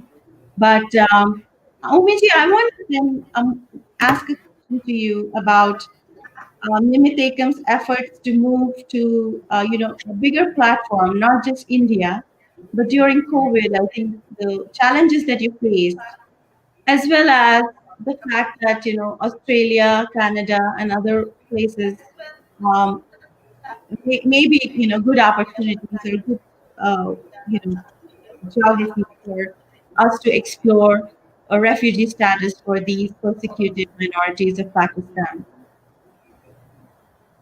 Can you help understand that?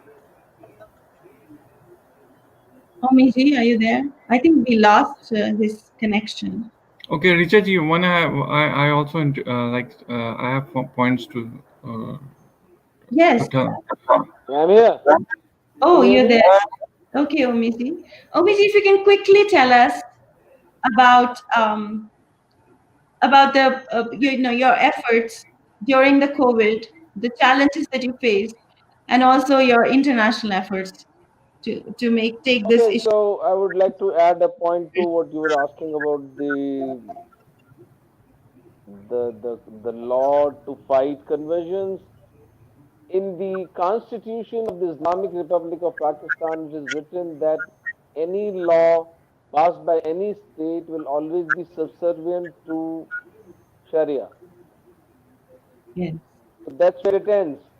No matter what a state legislature passes a law, it will always be subservient to Sharia.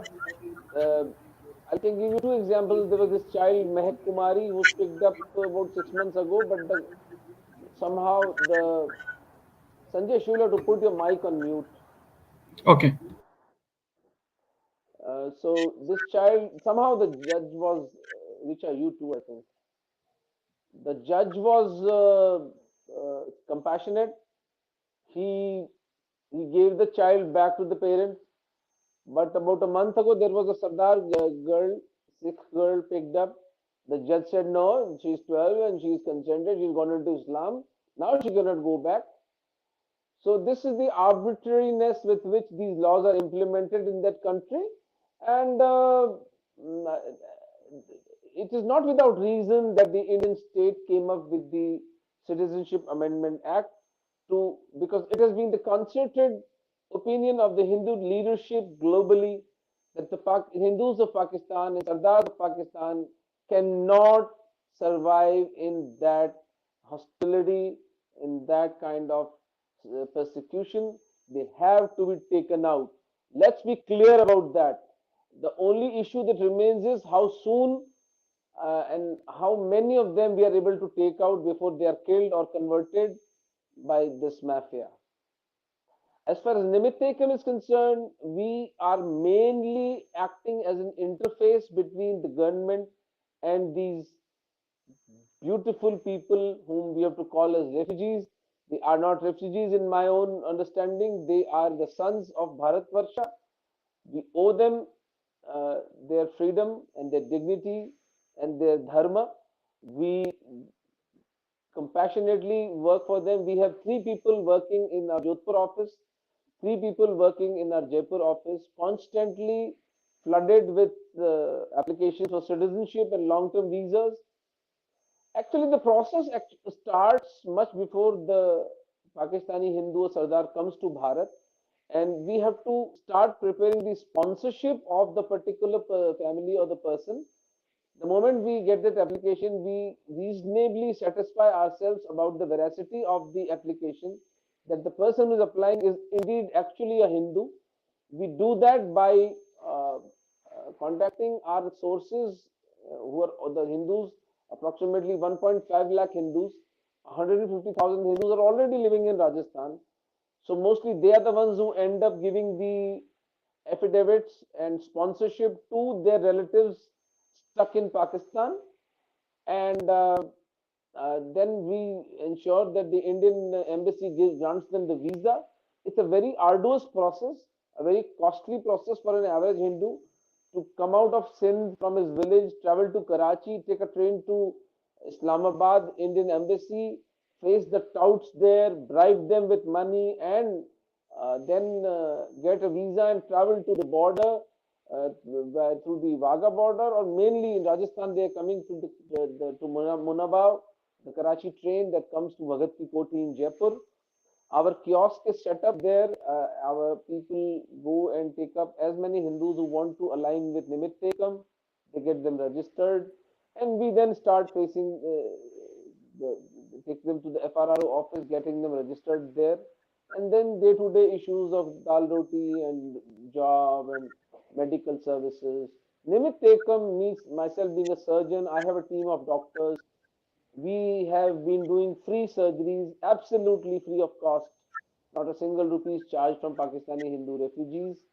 All kind of surgeries, gynecology, cardiology, ENT, eye, complicated cancer surgeries. We're doing them free of charge. And Nimit Ekam is also specifically working with the Dalit community in Dalit Sahodaras in Rajasthan, be it the Valmikis, be it the Raigars, be it the Mahigwals, be it Kolis, Balais. Uh, so that way, uh, we are trying to extricate as many of them as we can.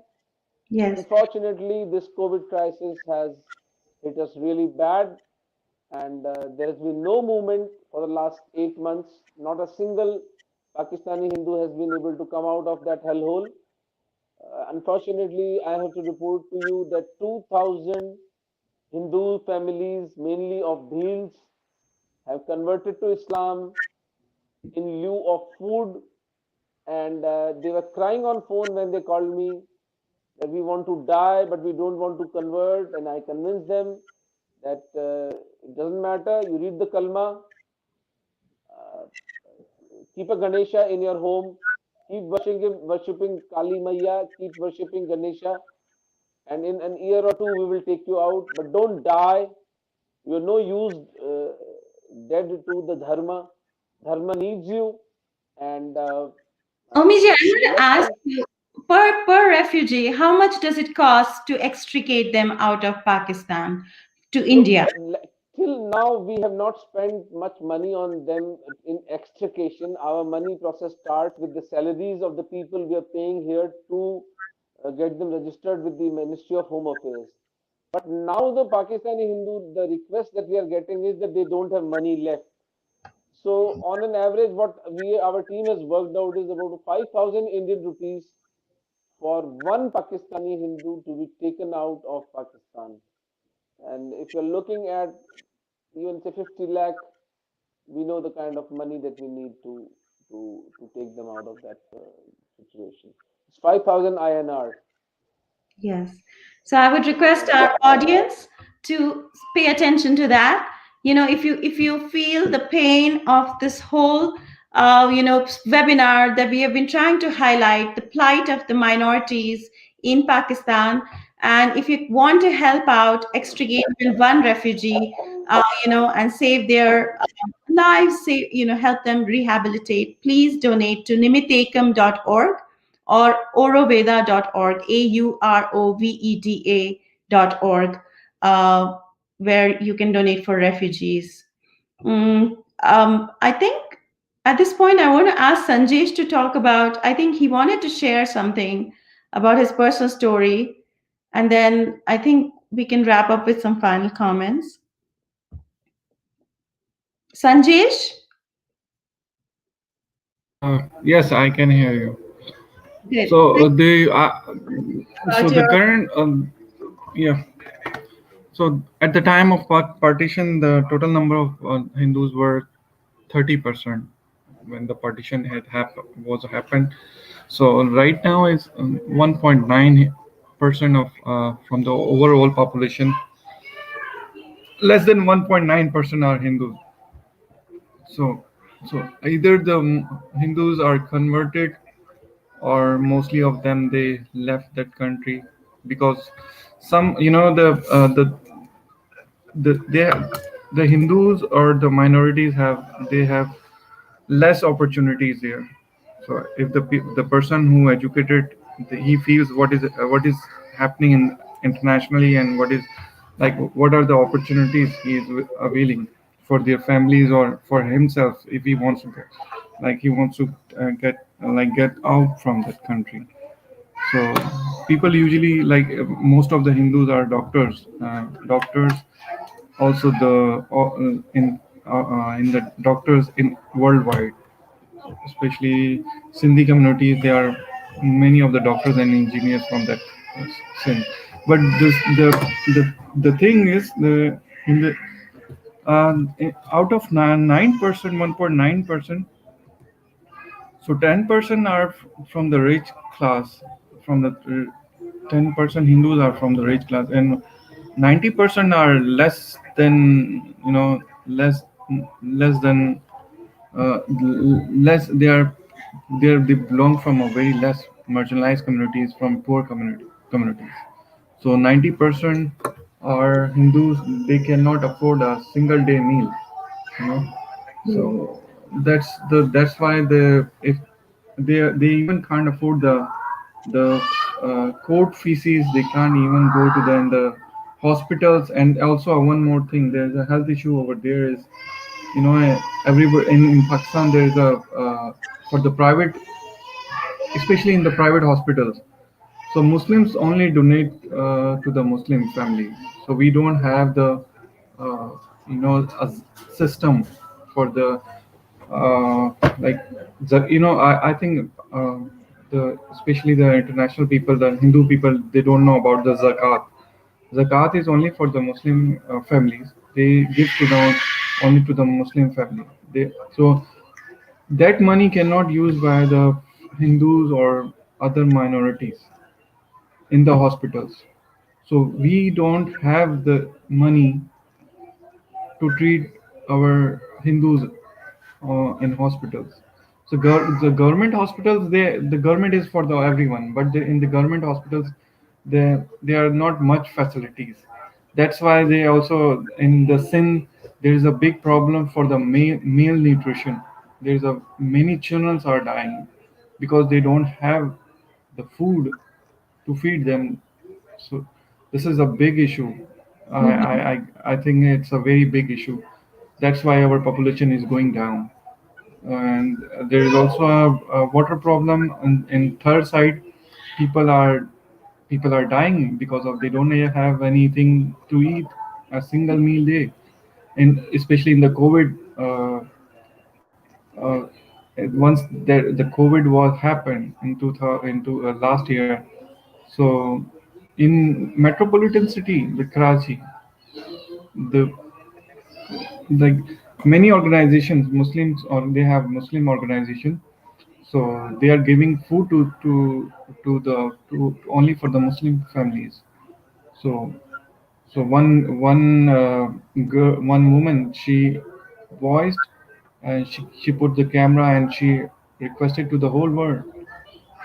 So that voice comes out from in the United States, and people from here, they also helped them and donated some money, and they also buy the groceries for their families. So this kind of discrimination was also happened, and I'm not saying and so this thing was happened in last year, and one of the organization, the Muslim organization, then afterwards this video was viral. Then other organization, they came they came on front, and they also did the help. I'm saying that I'm saying that our Hindus are very, and very, they're not strong in Pakistan. They, I Yes. would say, because they only, Apart from yeah, like they are very the powerless. yes, they're poor. Yeah, they are poor, they are powerless, and our Hindu ministers, they only they only come for their own interest. They only come only for their businesses. They Yes, come once in the power. They right now, once they have the international news, then they come on picture just to uh, you know just to say their words. but yes. but few of them, they are, I know that few of them ministers are really working hard. So now after within 5 years, our 5 years, the last 5 years, our women also speaks, one of I know her, so she also speaks in the parliament, and our ministers also speaks. Once the pressure from comes from our community, then they speak by himself. They are, because they don't they I know the minister of our community, they even know, they are not highly educated.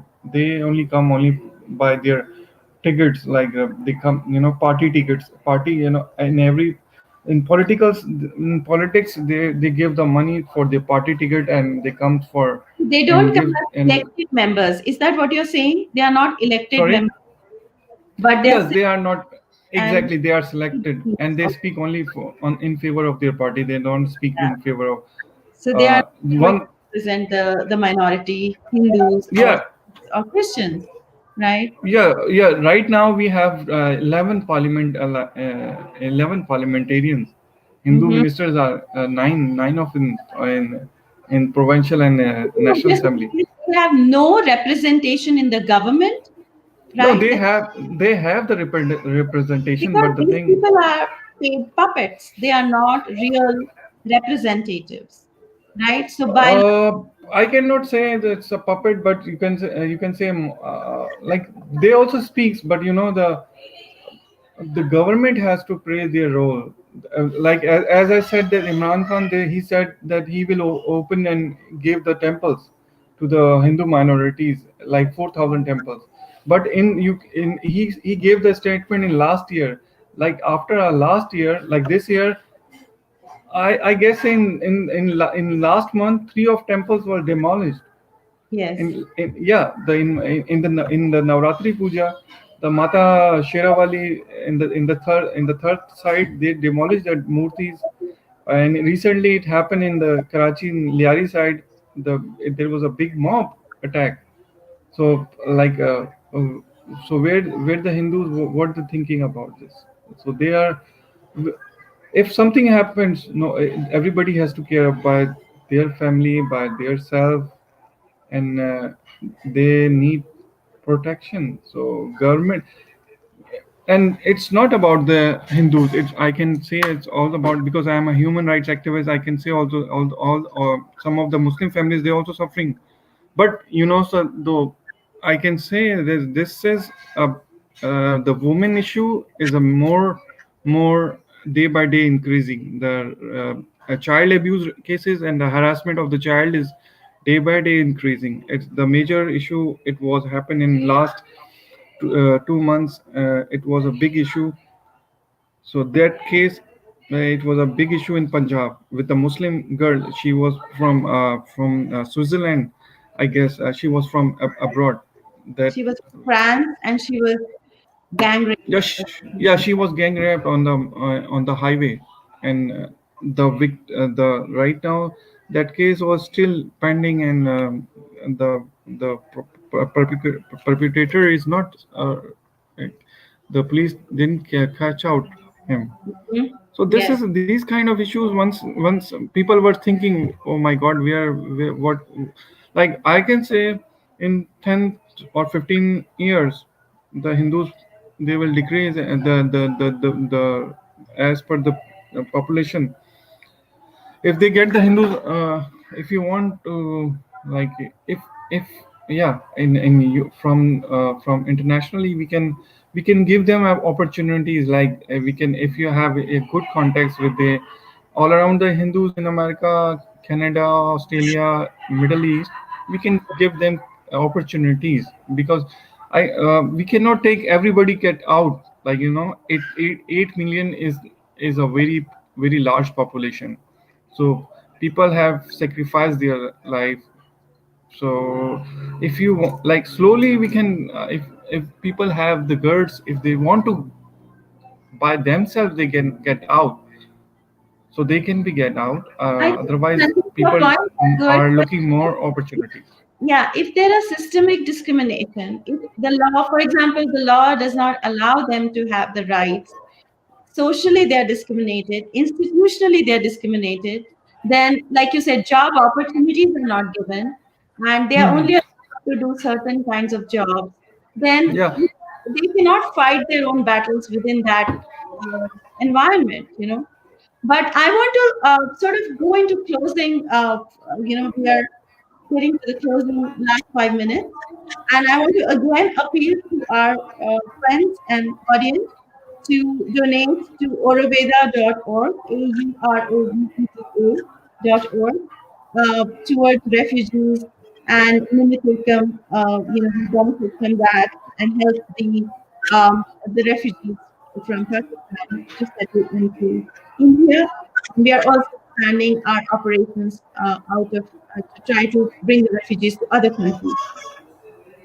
So, Omi, do you want to make another appeal just to tell the people why they should donate to Nimitatum and how that will help the people of Pakistan, especially the minorities?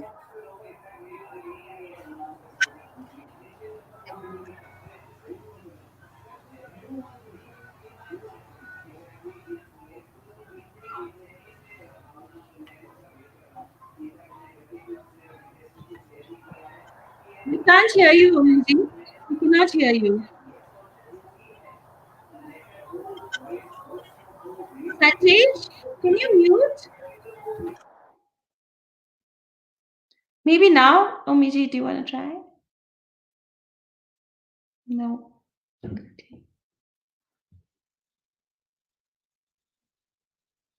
We can't hear you, Omiji. Just, I think, I think we will just make our last. I want to thank Sanjesh. Sanjesh, thank you so much for giving us the insider view on Pakistan and what is going on in there, because I think we learned not just that girl child, but about the overall discrimination that exists, and of course the blasphemy cases, all of these come out in the news, but on a day-to-day basis, to not be able to live and breathe freely is probably the biggest pain that I feel for these people, because they are living in a theocratic state of Islamic Pakistan, and at the same time they are not able to practice their own religion freely. They are being discriminated at schools, in the textbooks. They are called kafirs, and even in restaurants they have a separate place to eat. In the wedding halls they cannot share the same areas where the weddings are held. I've heard a lot of these stories, and it seems like they are all not just true, but they are painful, and we hear the bigger stories of the girl child persecution, the pedophilia that goes on there. And that is why the CAA, or the Citizenship Amendment Act, is really that lifeline for these people to sort of come to India and feel that, okay, in India, where Pakistan is, like Sanjesh, you've told me before that Pakistan, the word is, in India, it's seen in that way that, okay, these are Pakistanis, view with suspicion. But when these religious minorities come here to India, they will be welcomed with the help of the CAA, right? Sanjay, do you want to add something? Yes. So the thing is, can you hear me, right? Yes, we can Okay. hear. The problem is with the Hindus. Once the Hindu goes to India, right? Yeah, When they go up and went to India, so they have the Indian population, or because I have I heard about the stories because of from the Hindu minor from the as a Pakistani Hindus. I heard about the stories. So once they went there, so they also have like they like. yeah, but Sanjesh, I want to tell you that because of Nimitekam and other organizations that have come up, I think that problem, with the help of Modi government, laws that have changed, this has, it has helped a lot to solve those Okay. issues that you were talking about. All right. So one I want to About your experience, you were telling me you wanted to share something about okay. how you went to work and celebrate your festival. So I have something to like for the if the Hindu like I want to tell one thing for the yatra. Yes, I have a point for the yatra. The Hindu yatra went for like they apply like my question is the government the if the government is really wants to help to the Pakistani Hindus, so they need to give a border uh, on the border visa for the yatra, you know. Yes. And yatra especially because most of the Hindus they want to come to worship spiritual places for the temples and for they have they have attachment in uh, all the mandirs. They want to see if you want to apply, if you want to give the religious visa, so they can go everywhere in every part of India.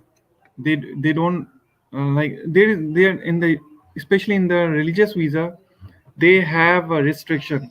For example, if I want to go from Pakistan to India for a religious visa, they only give me the Haridwar visa, right? Got it. Mm-hmm. So I have only 5 days or 10 days. I only visit to Haridwar. Why cannot I go to another part of India and I can see the other religious places? So this is the main big issue. So the government has to we need to implement this. And if you are really wanted to help out these Hindus, Pakistani Hindus, so you need to focus on this. This is a big issue. They give There are on. other things that we can do, like give them scholarships for education. Yes, is scholarship exactly. Yes, Give because them a kind of yeah. have to localize it, because there are And also. government also government and all. I don't know what right now what is the situation about the government policies, but I can but in Pakistan, Hindu students they don't have or they are less opportunities in education. So if you have any, I think, if you create opportunities for especially for the scholarships or for health system or certificate so like technical certification courses, so they can come and come and participate, and once they come and get the certification they can get the opportunities also in around the world. So they also so they also have the certification from the India certificates. So this Mhm. is this these kind of opportunity I am also like looking to create an organization. So then that's the opportunity that they will go and like internationally you have to be like, all Hindus have to be help each other if you want to help, especially the Hindus of Pakistan, Yeah. Hindus of Bangladesh, also Hindus of Afghanistan is also in Afghanistan. We have also Hindus families, some of, Yes. so Okay. internationally we have to work out on that. Thank you so much. Those are very, very good ideas because, for the Indian government, the CAA is the first step towards rehabilitation. And thank you so much. So I want to thank you, Sanjesh, for giving us. I know you are a busy person, and I want to thank you for giving us the inside view on Pakistan and your own personal experiences, and more insight into how the discrimination happens. And Omi ji, I want to close this session with another appeal to the people to donate to auroveda.org or nimitekam.org and ask you to give your final closing remarks. Okay, can you hear me? Yes, we can hear you, we can Okay. see you. I first want to counter what Sanjesh has said that any Hindu in Bharat is living in economically deprived conditions. That's a white lie. All Hindus who are with us, we have about close to 50,000 Hindus in touch with Nimit Ekam, 40,000 in Jodhpur and 10,000 in Jaipur. Not one of them would like to go back to that hellhole. So let us be a little circumspect when we are yielding to this propaganda by ISI. Number two, uh, I have given my life to this cause now, and very fortunately, the Hindu leadership via RSS, the Vishwa Hindu Parishad, and the BJP has stood behind us, rallied behind us. And I can tell you very clearly if in the 21st century, in this 24/7 era of television, this so called era of telecommunication revolution, if we cannot save these 1 crore Hindus, then we will not be saved in Bharat or America or North Pole or even on Mars. We need to have that spine of steel instead of the spine of toothpaste that we have today. We need to replace that toothpaste with steel as Swami Vivekananda wanted us to. It's not that difficult. It's the fight is about money. The zakat is what Sanjesh rightly touched upon is 2 to 4% of the monthly income every Muslim on this globe gives for his community to the local madrasa or the local masjid. We Hindus are spending our money in the plush marriages of our daughters, Bollywood, cricket, satta, and giving more to the temples of fat priests sitting there. We should collect our money uh, at platforms like Nimitekam and Auroveda and Agniveer and Indi Collective and Hindus who are working on the ground.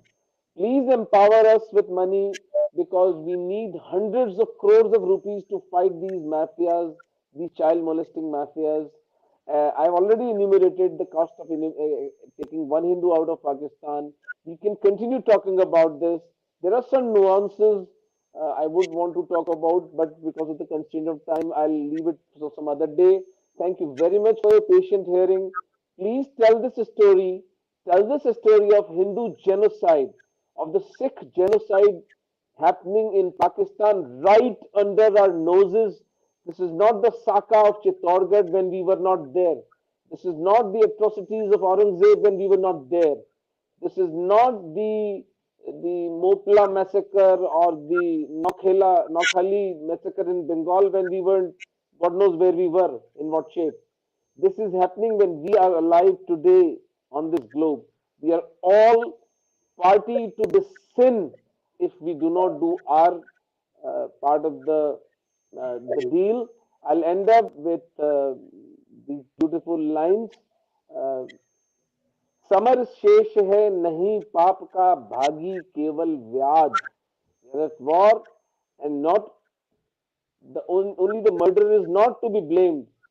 समय लिखेगा जो तटस्थ हैं, those who are neutral, समय लिखेगा उनका भी अपराध. Thank you very much. Her her Mahadev. Namaste, Umiji. Namaste, Sanjesh. And thank you so much. Thank you all. This was wonderful discussion, and thank you to the esteemed panelists. Richa, thank you for moderating. We have had some amazing conversations, some heart-wrenching stories, and tomorrow's conversation will continue. Day 2 of the CAA conference will continue with a discussion around demystifying the law. Why the law? What are the technical things about the law? Why is it not anti-Muslim or anti-Dalit or anything like that? Is it unconstitutional or not unconstitutional? Many questions will be discussed tomorrow. What is the role of media? So on and so forth. So please join us then. And we will also have a student panel session that will talk about the impact of such propaganda, such anti-Hindu narrative out there on these students, on college campuses, in high schools, and hear from them to what needs to be done. Thank you all. Namaste, and we will talk tomorrow. Namaste. Thank you.